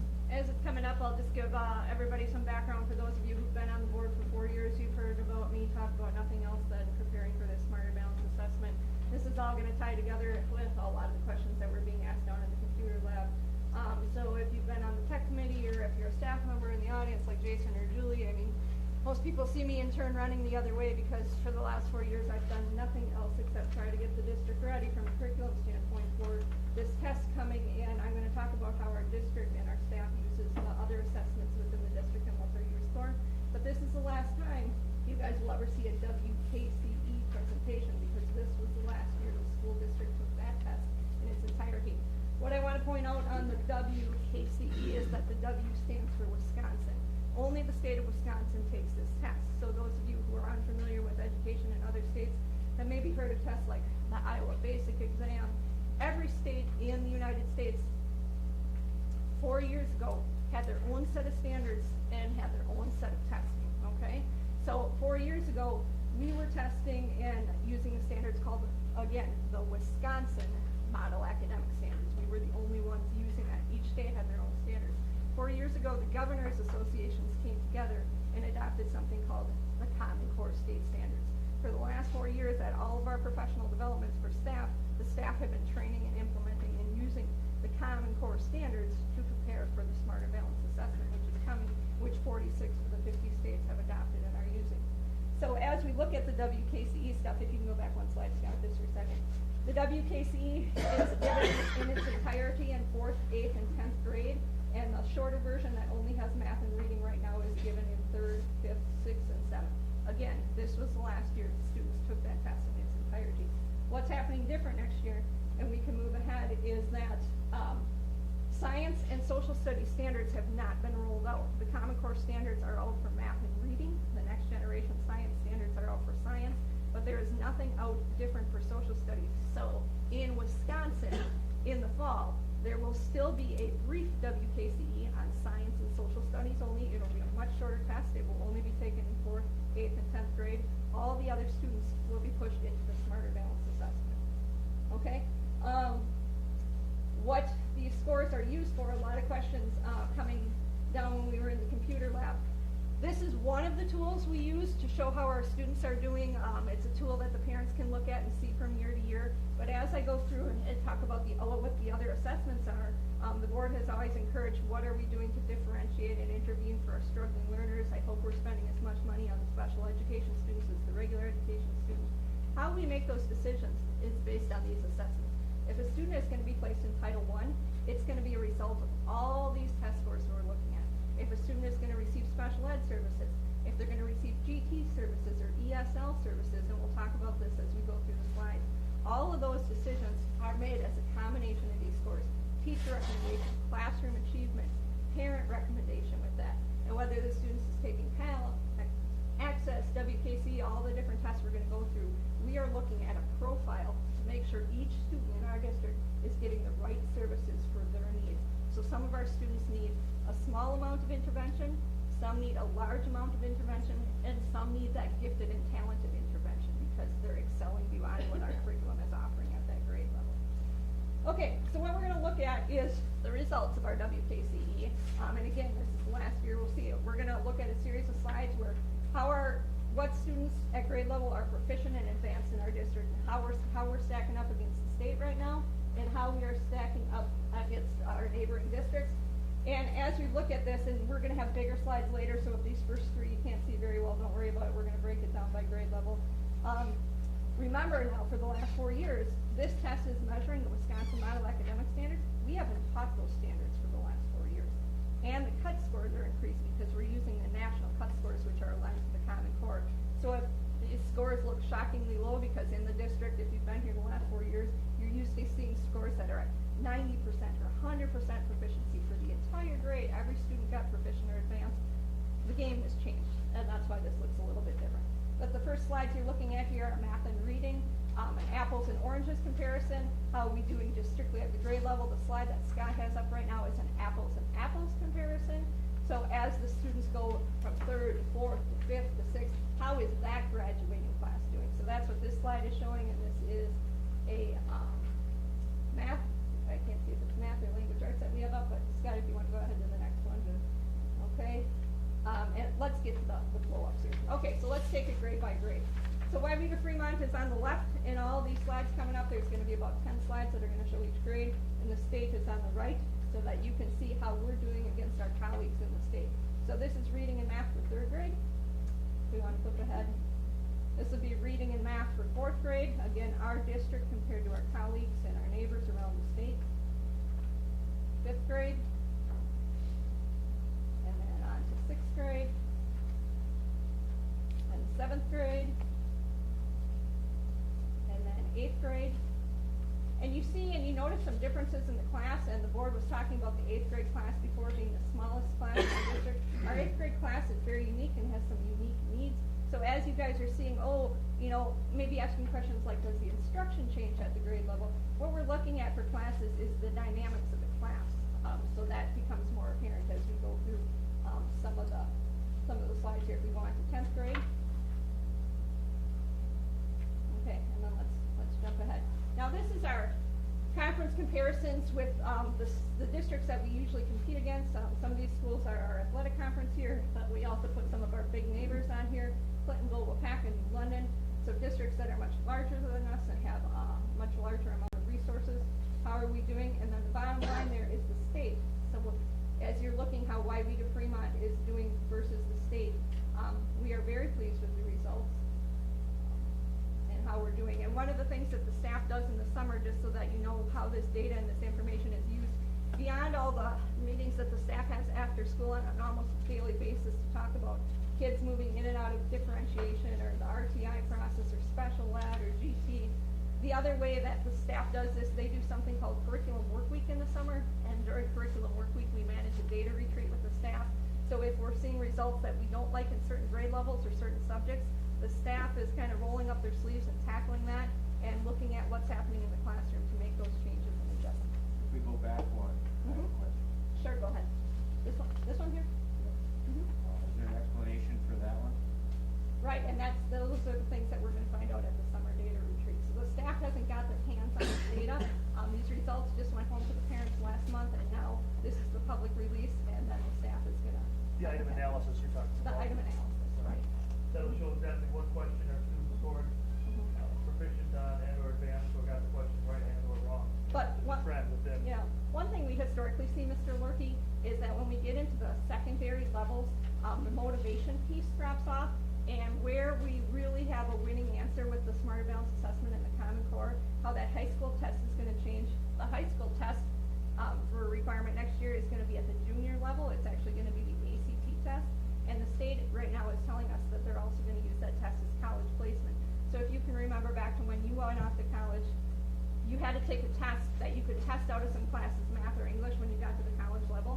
The ACT test now is being used also as a college placement test. So talk about motivation for the students. If they do well enough on there, they'll be able to skip some of their college courses. So I think we're gonna see a huge increase in the secondary level That's for those who are going to college. Mhm. Probably are motivated. Right. In my observation in the classroom is those that can't read can't do very good. And we're gonna talk about that coming up. The 10th grade scores need to reflect that. Yeah, let's look ahead then to some of the next tests that address that. So Mr. Nowak, when we were down on the tour, was talking a little bit about the NWA MAPS testing, and Debbie, you had some questions on this as far as what tests we're using at grade level, which grade levels and what they're for.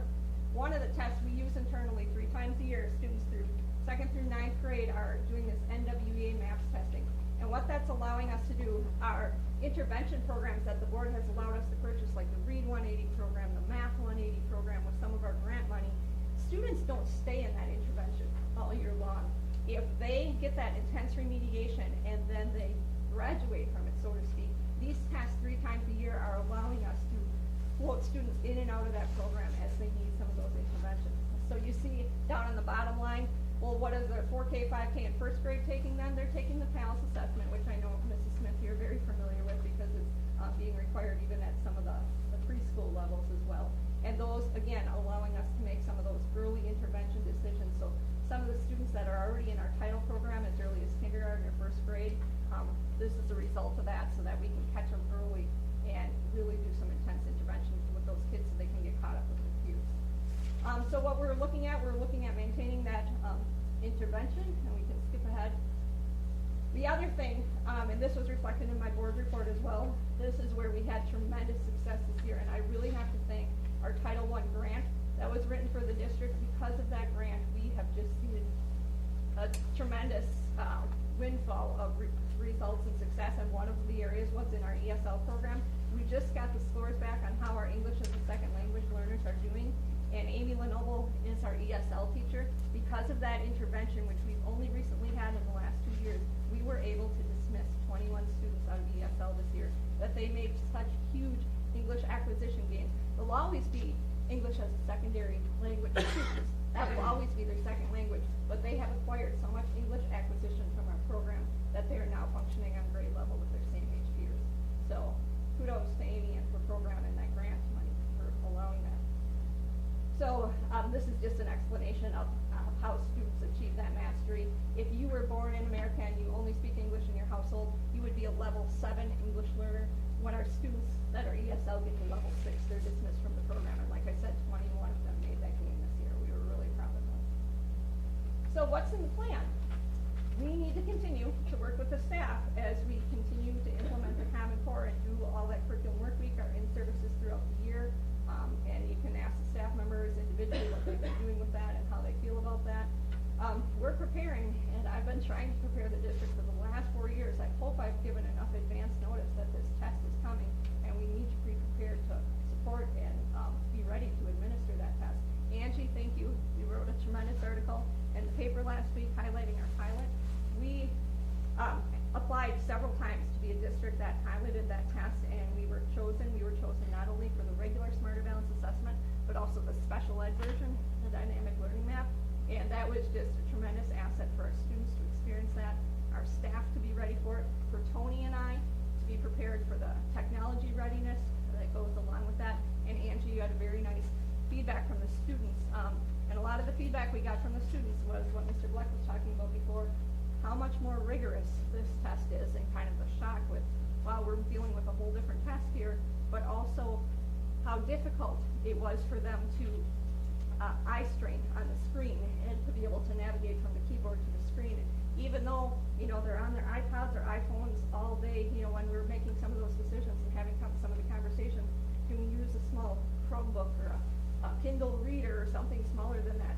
Tony and I are really going to be advocating for the large, typical desktops, because the feedback, if you read Angie's article, was the students being very frustrated with, even with that screen, how difficult it was for them to visualize and look at the test the whole time. So, coming up, we're going to continue to try to count computers and prepare these labs and get the staff ready. The bulk of the fall in-service for the staff is going to be on this readiness with the new form of instruction to make sure that they're continuing to align with the Common Core standards and continuing to roll out this program. And then you, as a board, will be seeing the results of the Smarter Balance for the first time next year, and the students taking that, and the staff taking that. I should talk briefly. I kind of ignored the high school there, Mr. Schrader. The high school testing looks totally different, but again, kudos to our high school program. Joanne Miller, our high school counselor, again, for 4 years has been doing something our neighboring districts haven't done. She's been implementing what's called the test suite, where the students in 9th, 10th, and 11th grade take the Aspire test. It used to be called the Explorer plan, and we are a district that provides the ACT test instruction and the ACT test prep. So all the districts that are now required to do that statewide next year, our district has been on the cutting edge and has been pioneering that for years. But something for the board to know, if you guys hear feedback from your fellow school board members or any information at WASB, that ACT test date next year is mandated.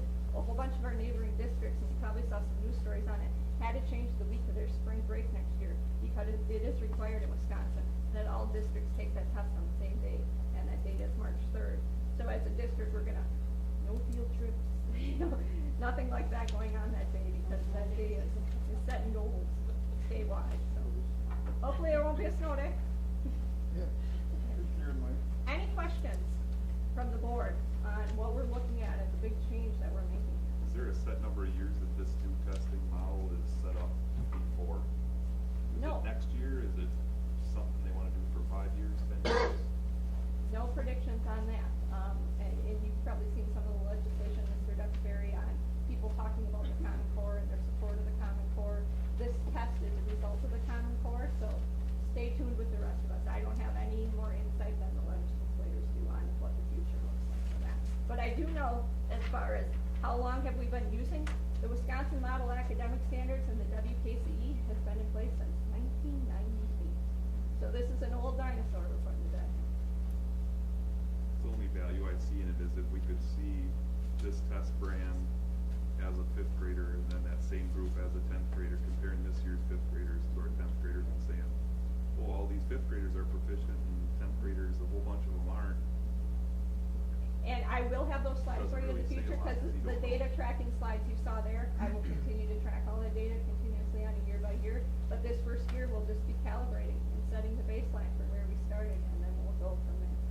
That's what I think is more important, to know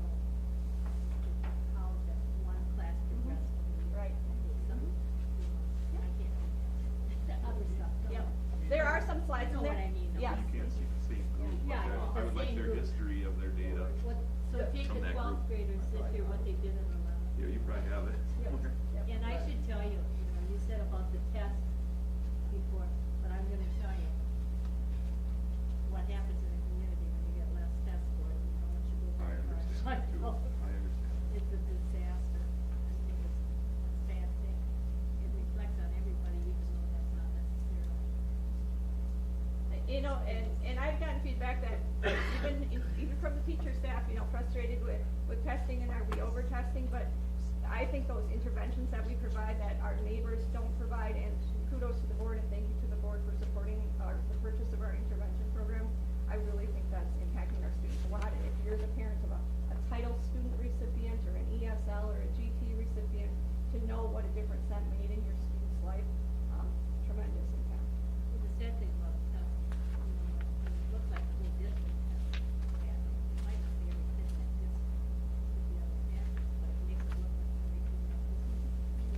And that's why we continue to do that curriculum work week, so the staff can investigate and figure some of those things out. I hate to be something, but this has been consistent. You do well, you get to know students, but it's never done.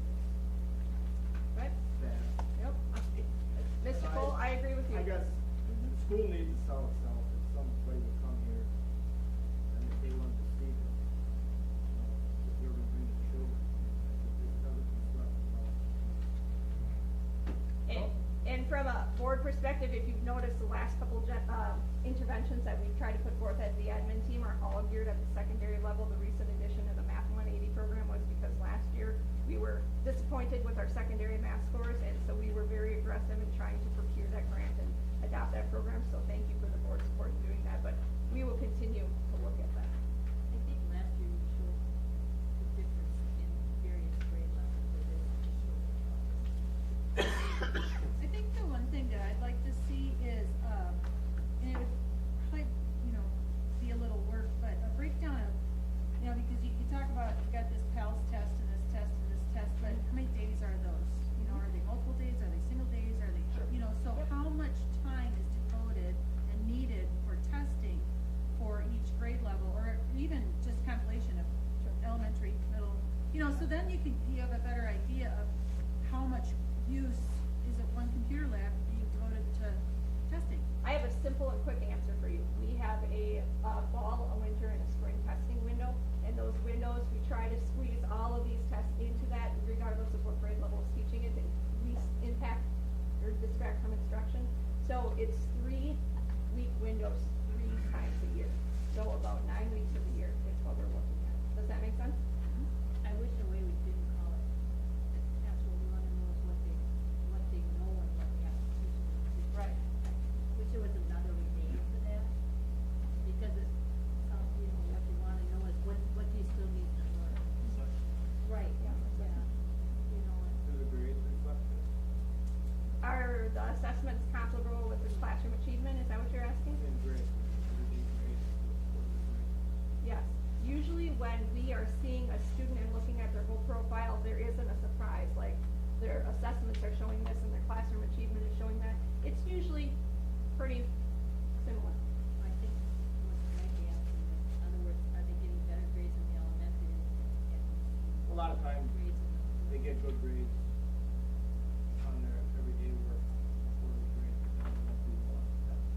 Sometimes And then they that's compare them, and then they say, well, you gotta go to the summer school.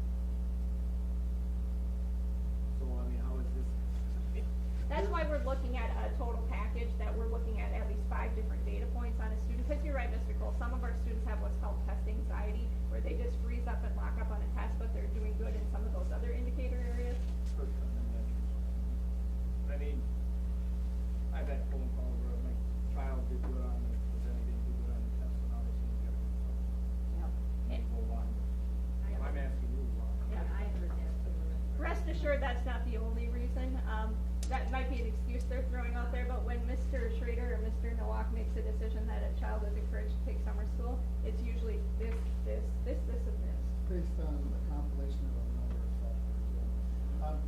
Dan, there is one thing, I think everybody's in agreement with what you said earlier. I just want to let the board know, I did have a family who, quote, the mother told me after we moved into, I think the students came into the district about a month ago, we moved here because of the test scores. And when I talked with her on the phone, I could tell she had done homework on different EPI sites because she had her right lingo down.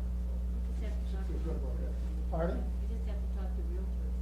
Oh, well, those were her, I quoted her, so. Yeah. But we agree with what you're saying, but. Well, Yeah. like they, as they get to older age. I don't know if they move their brain, but get a job. Any other questions for any of the administrators on the report? Not thank you, Candy, for the detailed presentation on this year's results. 11B, bid waiver request for 2014-15 casualty liability removal and.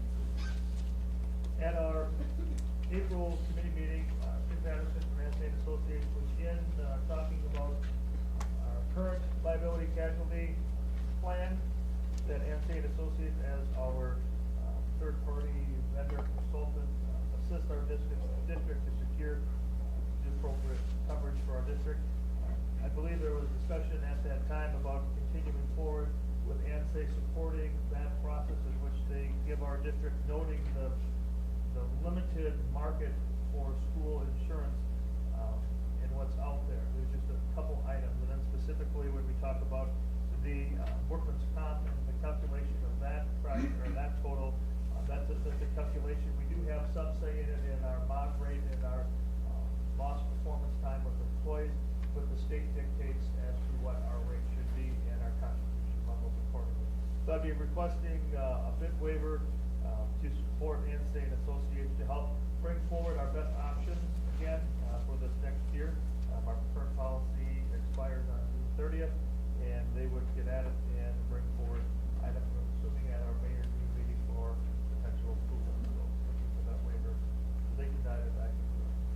Mr. Gluck, I would just add that the district does participate in a group called CIRMIC, the School Insurance and Risk Management Consortium, along with about 40 other school districts, and there is a governing board within that group, and we all together determine the third party, and that is vetted through there. The policies are vetted through there. So I would encourage the district to continue with the consortium.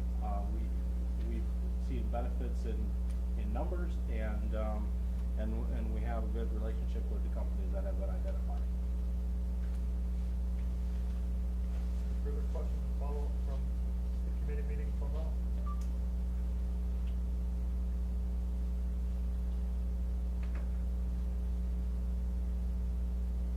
I make a motion to recognize the bid waiver request to allow ANSA and Associates, our district casualty liability consultant, the authority to seek the 2014-15 casualty liability renewal options.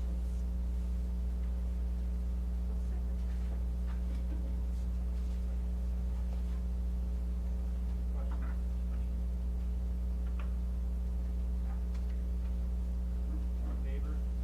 Aye. Opposed? Carried. 11C, board policy 300 series. The board has in front of you this evening the 300 series, which we have spent the past couple months reviewing at. Remember the 300 series, board members had the opportunity to bring forward policies and or procedures they would like to look into, address, revise, revisit, change. The individual policy, or excuse me, policies are for review in front. If there's any lingering questions on any of the specific policies which we had discussed, this would be an opportunity to bring those out and implement it. Sandy, this is where it was brought up in the visitor section. Yeah. If you go to policy 345.2, I'm gonna go to the second yellow area on top. And they deleted, they're requesting to delete vehicle progress reports. And then on the bottom, 6, that's green, seems to put it back in. And that number 6, we've never seen in committee. That's been brought to us by email and this board book at this meeting. And I think that's a poor way to write policies as a board, to have the administration present a change to a policy and ask for approval at a board meeting. But did they put it in because of our discussion? Correct. We had a discussion. Okay, and in my opinion, is discussion, all you do is don't delete the second yellow one, and it's there. But you can't green number 6, which in all reality words poorly. I think the second yellow was much cleaner. And that's a committee decision, not a rubber stamp at this point. It is not rubber stamp. This was, number 6 is what I brought up, well, tried to, when you first brought it forward, as I said. Right. If you're failing, you should still have it in. Right. You said it was done, but then I asked to have it put in. Right. So this, what, Are you referencing number 5, Olivia? 5 or 6? I think 6 is the one that addresses the, or excuse me, 5 Number addresses six. the progress report choice, if they wanted or But not. I think number 6 is wording almost exactly as the number 2 yellow. 6 is the one Dan asked us to put in. But number 2 yellow does that. Why do we delete number 2 yellow just to add number 6 green? And word it poorly. Why? I think the They field's say wagging the the dog. exact same thing. Could you read number 6 so that we know what Sure. you guys are talking about? Parents, guardians will be notified of student academic failures and intent to improve student academic accountability prior to the official posting of quarter and semester grading periods. So in other words, if your child's failing, the teacher has to notify. What it used to say was additional progress reports should be sent that a student's progress takes a rate of decline, indicates failure to reach benchmark. That is more English to me than number 6. And is it true that you are no longer sending out progress reports each quarter? I think it cleans it up to put them in the numbers underneath parent-teacher conferences may be held to versus the opening paragraph that, whether it's worded the way it is there or up there. There's a big difference between major decline and But is it true that the board is agreeing It's up to to- no longer send out It's up progress to reports? the- Families, they want it, a paper copy, request a paper copy, otherwise check the quarter reports, Where does that say that in this Okay, policy? I'm talking about, you have student report cards that we issued at the end of each 9-week grading period. Then it used to say, in addition, progress reports shall be communicated no less than one time each quarter. We have now crossed that out, so, meaning you won't be sending out progress reports. Am I reading that It correct? says It doesn't say sent or not sent, it says they'll be communicated. Just a It's minute. deleted that they'll be communicated, which means That's my it will either be question. communicated by paper or Can I read email something? if you take that Since he literally. gets done, I'll read something. Parent guardians may request or deny a printed hard copy of the midterm progress report. So there is going to be a midterm progress report. But yet, It above says- that, it says you're not sending them out, that's what's not. It says parent guardian may request or deny a printed hard copy of midterm reports if not able to access information electronically. So they will receive a midterm and it's up to the parent if they want a hard copy or a printed copy. So we have to request to get the progress report? May request or deny.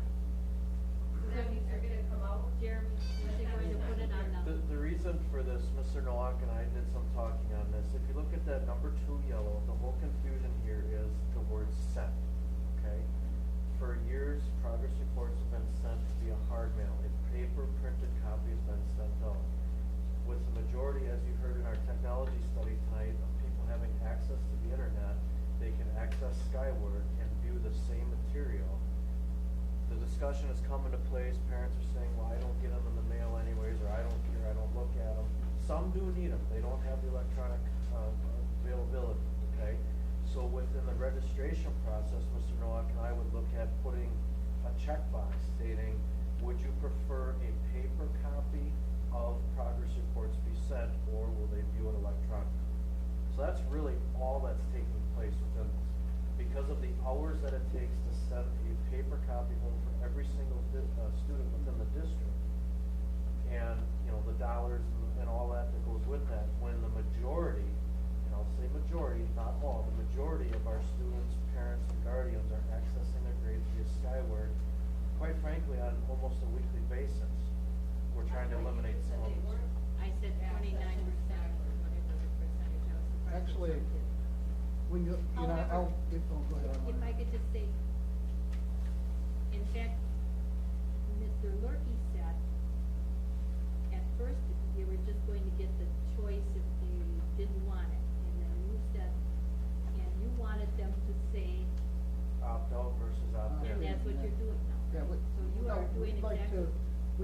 opinion, like Mr. Schrader said, they'll check it if they want a paper copy, even if they have the internet, you know, if they still, like the paper copy, they can have that. You know, but the way it's written right now, and maybe the valedictorian's parents would like a paper copy, but chances are they know their child is doing really well. The other thing, what we're trying to do is get more traffic into Skyward, which is our reporting system, so that people are, that parents, guardians, whomever, are checking the, you know, getting used to checking the grades more often instead of the once or twice a semester that they get the report. When you look at the technology study that came out, I'm not sure if people are reading it the same way I am, but in the elementary, was this Fremont the first one? 84% of the people are accessing our website, all right? Hopefully this might take, 84 are accessing it. Weyauwega, there are 63% have accessed the website.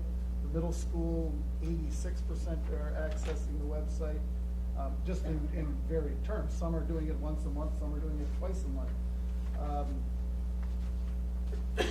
Talking with some families, some people actually will check it weekly, some will check it daily. So really our hope here, in a second, if you will, is to try to get more traffic. Hopefully it'll involve the families even more. You can actually look at, when they go to Skyward, which is our student reporting system, you can find out if your child received a C on their math assignment and why, you know, why all of a sudden did they get a C on that when they get an A or a B every time, or whether or not they received a D. So you can drill right in, I mean, you can drill right into the specific assignment. So the idea here is to open up a new world for people. I don't know, I guess I can't go on if they want to. Actually, at first you were just gonna ask them if they would have to tell you if they wanted Yeah. paper copy, but now you're going to do it differently. You're giving them the choice. That was a discussion that to was follow up Mr. Lurky. from our committee meeting, So that they would have the choice of Mr. having it Lurky or not wanted having you it. to- I'd like to, At the registration. I'd like to, recommend that, the whole thing is kinda out of order. If you, and I realize y'all don't get to see all this, but, you know, it starts out, the board believes that parents and guardians should be made aware of student progress in the instructional program. Student report cards shall be issued at the end of each 9-week grading period. I think you ought to throw something in there about Skyward, so that at any point during the semester, a parent can look at a student's grade. But then I believe numbers 4, 5, and 6 don't have anything to do with parent-teacher conferences, which is what the heading they're under. They really have to do more with the whole student report cards thing. Board encourages parents and guardians to be actively involved in student academic behavioral progress monitoring, whether that's by talking to a teacher or by Skyward or by having a parent-teacher conference or whatever they do. Number 5 is guardians may request or deny a printed hard copy of midterm progress reports, so that's up under report cards. And then the final one about being notified of student academic failure. And maybe that one could stand for parent-teacher conferences, but I think that if you look at those things and you read parent-teacher conferences may be held too, the board encourages parent guardians to be actively, that doesn't make sense. You know, I think those things need to be moved up top, and I think you ought to just say right out. Well, You'll get report cards, but you can also go on Skyward any day. by the way, I don't know if this is piggybacking off of that, but let's say a parent opts out of receiving the notification. If their child's failing, they're going to get the hard copy notification as well. It's telling you, you know, you can opt out, but if you're failing to meet benchmark, and this is before the court, you're getting the hard copy notification as well. I think, Debbie, your point is well taken with the fact that if you don't feel that the order of it, we kick this one around for a couple months and we'll Take continue 4, 5, and 6, through. and take 4, 5, and 6, and put it underneath the student report card, so we get you in 9 weeks. Number 1, 2, 3 there, and then parent-teacher conference may be held, and then 1, 2, 3 there. Just a comment, your comment. No, on number 6, it doesn't really say, it could be, if you read it carefully, it could be 1 day prior to the end of the quarter before they're really notified in there. It wouldn't be really time to fix anything. Parents, guardians will be notified of student academic failure with the intent to improve student academic accountability prior to the official posting of quarter and semester grading periods. So, somebody may do that on the very last minute thing because it says it in here, but really not much can be done to improve it. So, that almost needs something to do with the midterm report in there. You shouldn't be able to really, or at some period, it could be the day before. Oh my gosh, this kid's gonna get an F, I forgot to send anything. Right. I'm gonna call him today, report cards are gonna be filled out tomorrow. It just leaves the opportunity to slip one in there. And number 4, I don't think it needs to be a policy at all. The board encourages parent guardians to be actively involved in student academic behavioral progress monitoring. Although that could That's be a kind of a heading. given, isn't it? That could be a heading, that you say we have Skyward available. Yeah, that's almost a Or heading for even some of just these take other the ones. number 4 off of it and just tag it on to the end of the very first sentence. The board believes parents and guardians, they should also be actively involved, you know? I guess we can just hash this around a little bit. Wordsmith it all day long, yeah. Why don't we send it over to the administrative team to clean up? Well, I don't know, that's touchy business, I don't know if it'd be. I mean, you've got the idea of what, I would suggest the procedure would be wordsmith it in committee or subcommittee if necessary. And then have 2 readings so that the public knows what you're doing or not doing, because the public owns the school district. if we're going to have 2 readings, then I think we ought to make that our policy. We should have made that our policy. So on this particular one, then, we'll be looking to bring this back to maybe a little and focus in I at, wanna give him red herring. direction as far as to what we're thinking. So, Well, I take think number Debbie- 4 and move it up behind the first sentence. That's the whole policy. Well, actually, they say the same thing all the time. And then move 5 and 6 above, above the parent teacher part. Meet 1, 2, and 3. And I would, add something about Skyward, specifically around Skyward, at, being accessed at any point. And the parents don't know how to access it to come into school. Yeah, it'll probably change, probably reflect like grade reporting system. Right. You know, because in case it changes over down the road. Right. You have to change your policies, the student, reporting system. Yeah. And then I think it's with a little bit more specifics on this. I do have a question yet on 345.3, which is basically 2 pages forward, to page 2 of that. And my understanding is that the last yellow sentence that's being deleted, administrative guidelines for promotion and retention of students shall be maintained and reviewed at least once every 3 years. My understanding is that's happening more often than that, and I can't understand why this is being deleted if it's happening more often than that. What's the benefit of deleting it? Other than it's being recommended to delete. If it's happening more often than that, why take it out?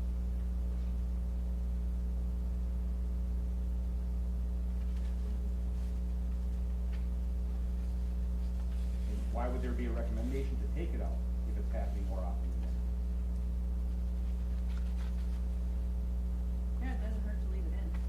It's incomprehensible to me why it's being suggested to remove it when we're being told it's happening more often than that. This is the 3rd or 4th time we've looked at it, and I appreciate your comment and feedback on it, but now it's coming forward, and we'll gladly address it.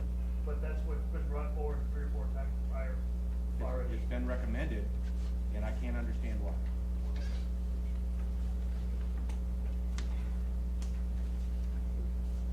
May I point one thing out for both Skyward?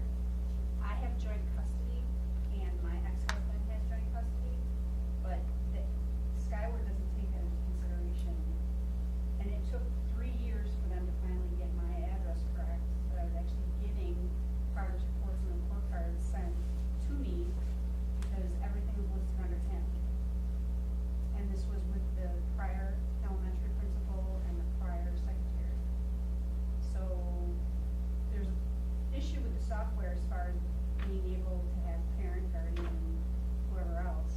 It has to be able to have 2. You can't just have 1. Because 50% of the population is like me and Right. divorce. Duplicate report cards for duplicate access. But you can Skyward both still needs to have. Got it. Right, but he chooses not to. And I wanted the paper copy also, because when we were going through a divorce, that was part, our attorneys wanted that stuff. So There was finding that a reality and our finally making it 2 years ago. correct. And I'm not saying, I'm not pointing fingers, I'm just saying, you're thinking about getting rid of paper copies, and the system right now is not, maybe it's fixed, but at the time, it was not effectively sending out the correct information when two parties were involved. Is it fixed now? Yeah, it's been adjusted and fixed now. Oh. We have more than one person to see the project before. And being grandparents. Okay, And I know for years teachers would do that, send them through newsletters. If you ask. Neil, do you have an issue with deleting the 3 years? Debbie, what do you think on that?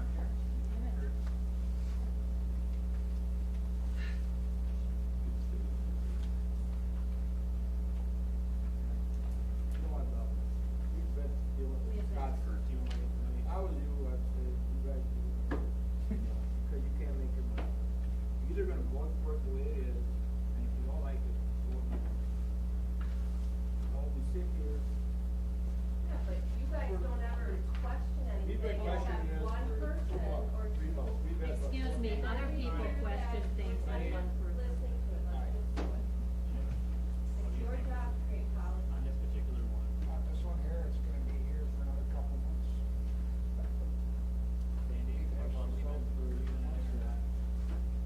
I don't care, but if this is how we're gonna do it, just gonna keep repeating things over and over. That's what we're doing. And have people from the audience Just bring say- back Yep, the, we'll make the recommendations for consideration that have been brought up tonight for review and the board. Could I make a different recommendation instead of 3 years? I would just say the administrative guidelines for payment retention as reviewed regularly. That's what actually.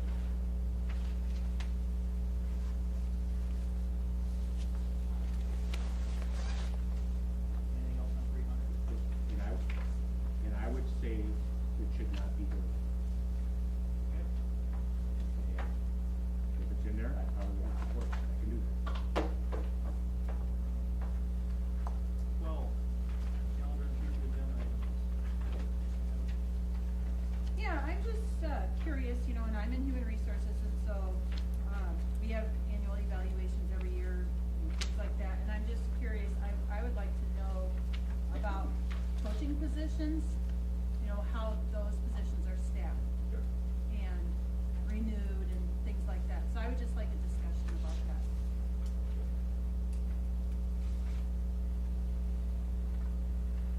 All co-curricular,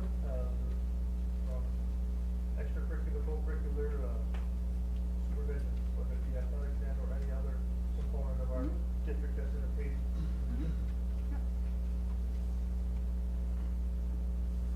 It's within your ability to specify how to direct people. If you want to word it. I would just like a discussion. I would like to understand how those positions are staffed and renewed and. Jeremy, that rally for the state ensemble, are you gonna be trying anything between now and then? I'm all for it, I guess. Somebody just needs to approach me with it. Typically in the past, when there's ever any kind of pep rally, it comes to me and, you know, hey, can we do this? Great, yeah, plan it, let's get it done. Oh, yeah.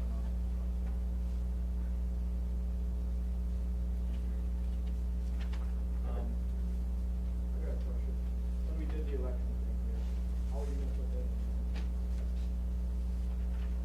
Observable twice, Or or what to do, and how are you gonna reflect that in the minutes? I'll do it that way. As far as, yeah. Because that's always got.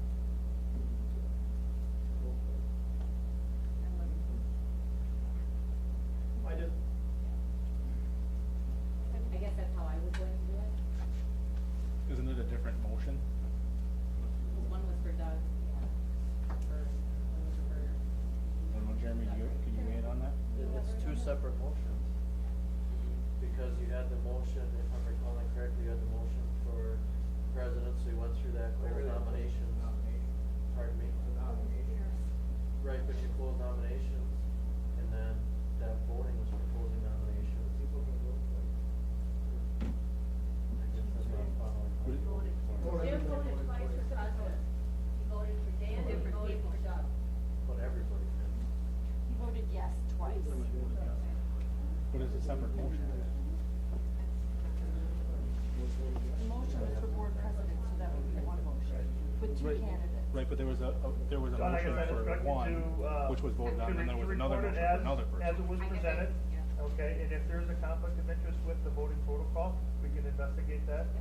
But until we can talk about it all night and not have a resolution as to what that means, but we can. A cleaner recommendation would have been, you can only do it for presidency, it's a paper ballot. And you write the name of the person you want to approve. And then that does it. In this particular case, it would have been a tie. I think you have to, if you want to keep it out, somebody has to have Well, it. I don't think. Right? If you want a paper ballot, does somebody have it? One that typically requests for it, if it is available. And I think You that's the can't- only thing you can have a paper ballot for.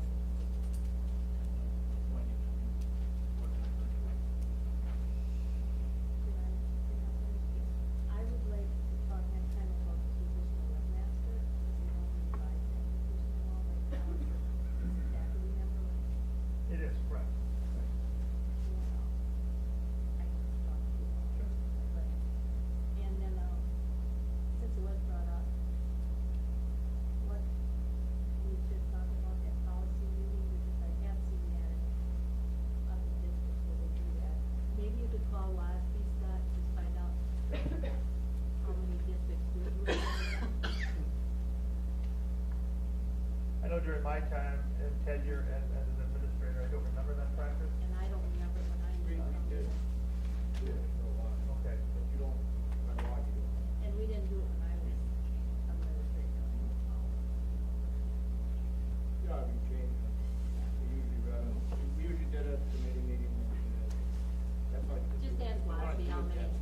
Sure. You read it at the committee meeting. Yeah. So you read it at the committee meeting, then you have it at the board meeting. That's how. I don't. If you go way back at this, if you go way back at this board, the potential policy change was read twice and it had hard copies available. They did not do it when I was an administrator. No, what, in the previous boards, here did that. They did it. Not all, because obviously, the whole time I was administrating, they did it, however, they could have done it after I left. He did it. Yeah, and that was after I left. And I have noticed other school board minutes where they'll have that.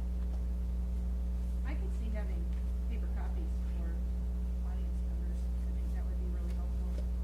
For published. Or on the screen, yeah. Yeah, something so that you could read what we're Or talking about. published in the So I committee guess find minutes. out what WASB recommends, what other people do. Or it could be published in the Paper committee copy. minutes. I have several items to comment on the calendar. I sent a memo out to the board. The month of May is typically a very busy month to begin with, but there are several recognition programs that take place during the month of May that are typically year-end celebrations and/or activities that go on. We are scheduled to have our committee meeting on the 12th of May. Okay, but that also coincides with our senior banquet up in the high school that's sponsored by the Weyauwega Lions Club. I believe last year we had the same conflict on that date. On the 13th, we have our spring band concert, I believe it is, both middle school and high school, which is a culmination of a fine year of work of our musicians and students involved in band. So I'd be recommending it for the board to consider to have our May committee meeting on May 14th, if that would work within your schedules. That's the first calendar item. The second falls at the end of the month within the regular board meeting. We're scheduled to have a meeting on the 26th, which is Memorial Day. It's a national holiday within. I'm open to meeting on that day if the board so sees fit, but I don't know how that fits with schedules of others. Potential recommendation to bring forward that meeting on the 27th, the next day. I guess those are the first two items that we hammer through here, I guess, with that. My main calendar has a regular board meeting on the 19th. Is that the way it was established a long time ago?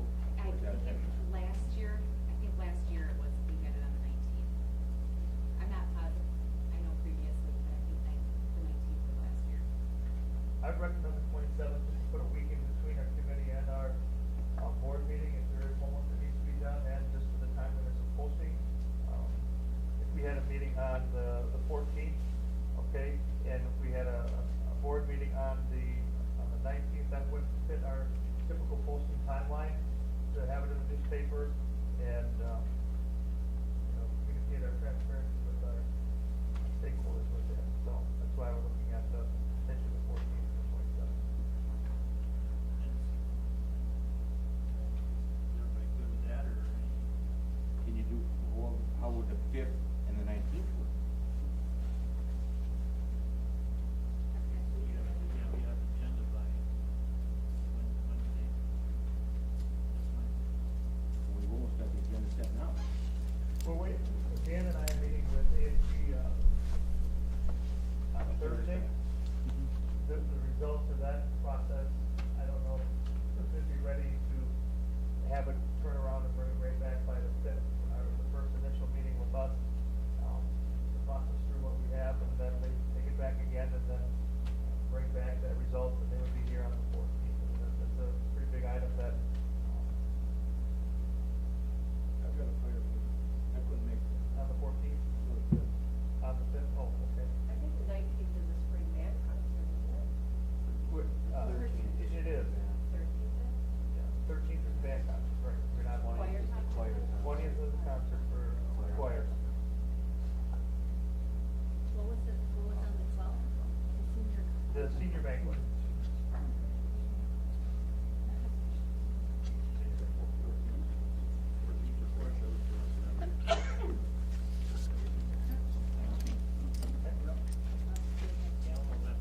Currently no conflict. 14th and 27th? Both at 6:30. 6:30, all rules apply. All the things that we'll look to accomplish. The other calendar items that I have, tomorrow I mentioned earlier today that ATS&R was on campus working the engineering piece of our campus. Tomorrow Dean Benega, and I believe it was Chris, that was here in February, will be present at 6:30 in the middle school IMC. It's a public event for individuals that are interested in learning more about our long-range facilities process. They're going to give a presentation on 21st century design and instructional education. The meeting has been posted as a board quorum, so if we have, I'm anticipating if board members are able to attend, you're more than welcome to. No formal action will take place. This is going to be an information session. I'm sure they'll get some feedback and take us through the process of what we're looking at over the next several months with that. On Wednesday, the ATS&R team will be on campus working at building level, site visits with different stakeholders within the district from 8:30 to 10. They're going to be in the high school IMC, okay? And they'll be meeting with varied school staff, educators, and students as well. During their prep hours and or free hours, they will be in to work with their team and share the feedback to ATS&R. From 11:10 to 11:45, they'll be in the elementary in Weyauwega, and they'll be working with individuals within that environment, carrying that staff through the same process as the system. Yes, did I say auditorium? I'm sorry, that's right, auditorium in the high school, I apologize. And in Fremont, they will be at Fremont Elementary from 12:45 to 1:30 at Fremont Elementary. And we're gonna choose a classroom there because we have the IMC is being utilized during that time. So we're just gonna identify an open classroom for the group to work from at that time.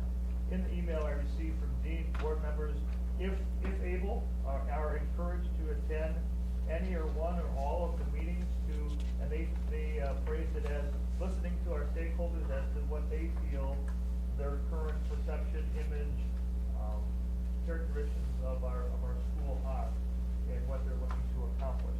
So it's more so hearing what other stakeholders are having to say about the questions that are being asked.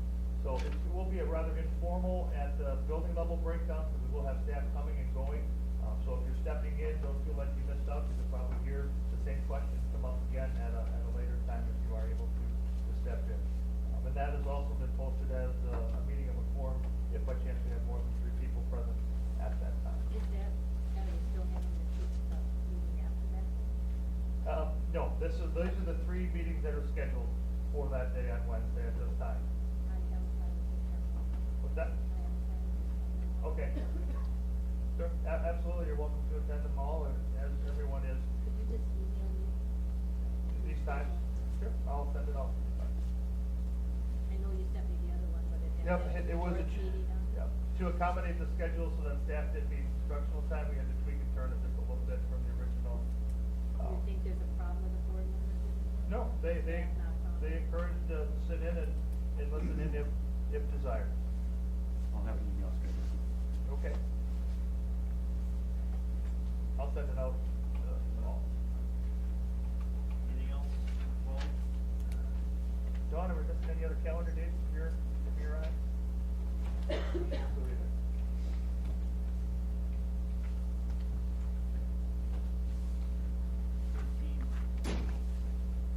Full session.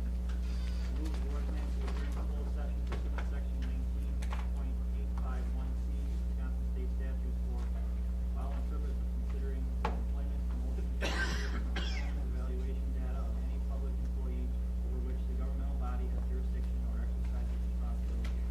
A, the purpose of the full session meeting will be to discuss the employment service of professional staff member Carrie Green Pinker, over which the board has jurisdiction and exercises responsibility.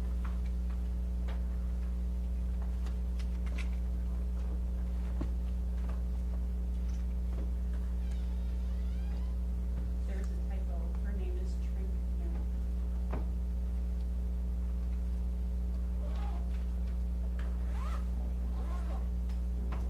I haven't, I mean.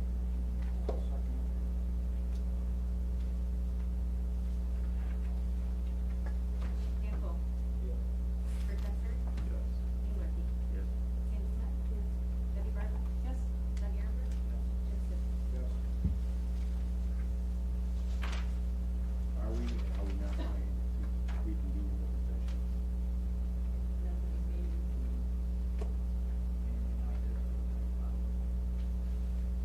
After the close of the, closed session, you'll have to, the meeting's not ended yet, so you'll have to come back in open session to end the meeting in person. So we will be reconvened in open session, maybe just to adjourn. Yes. that'd be okay. It says to take action on the items discussed in closed session. Yeah. Key word is may. Cheating. Board member, I think, 5 or 6 minutes, and we'll meet in the conference. It has to be worded.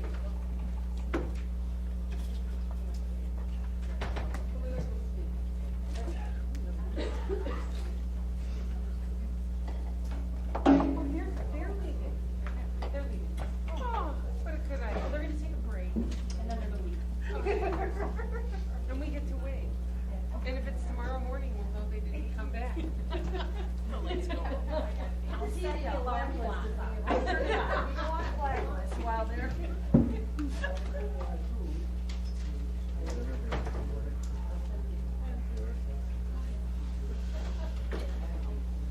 I hate that. I want to set up my. Like. Get close.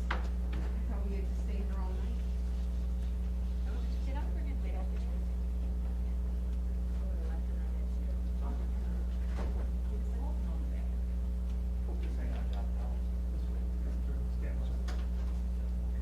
Oh, hey.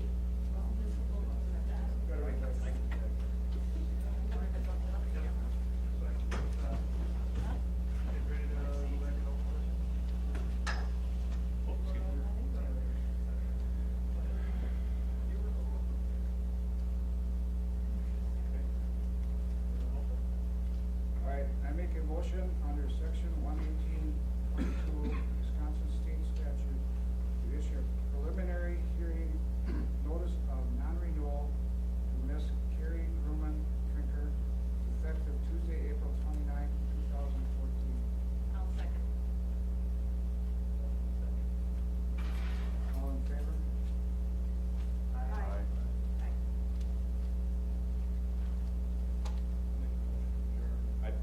Any opposed? Is there any opposed?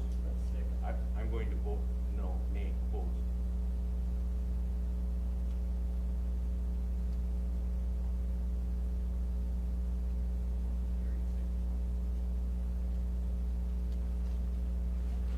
Wait,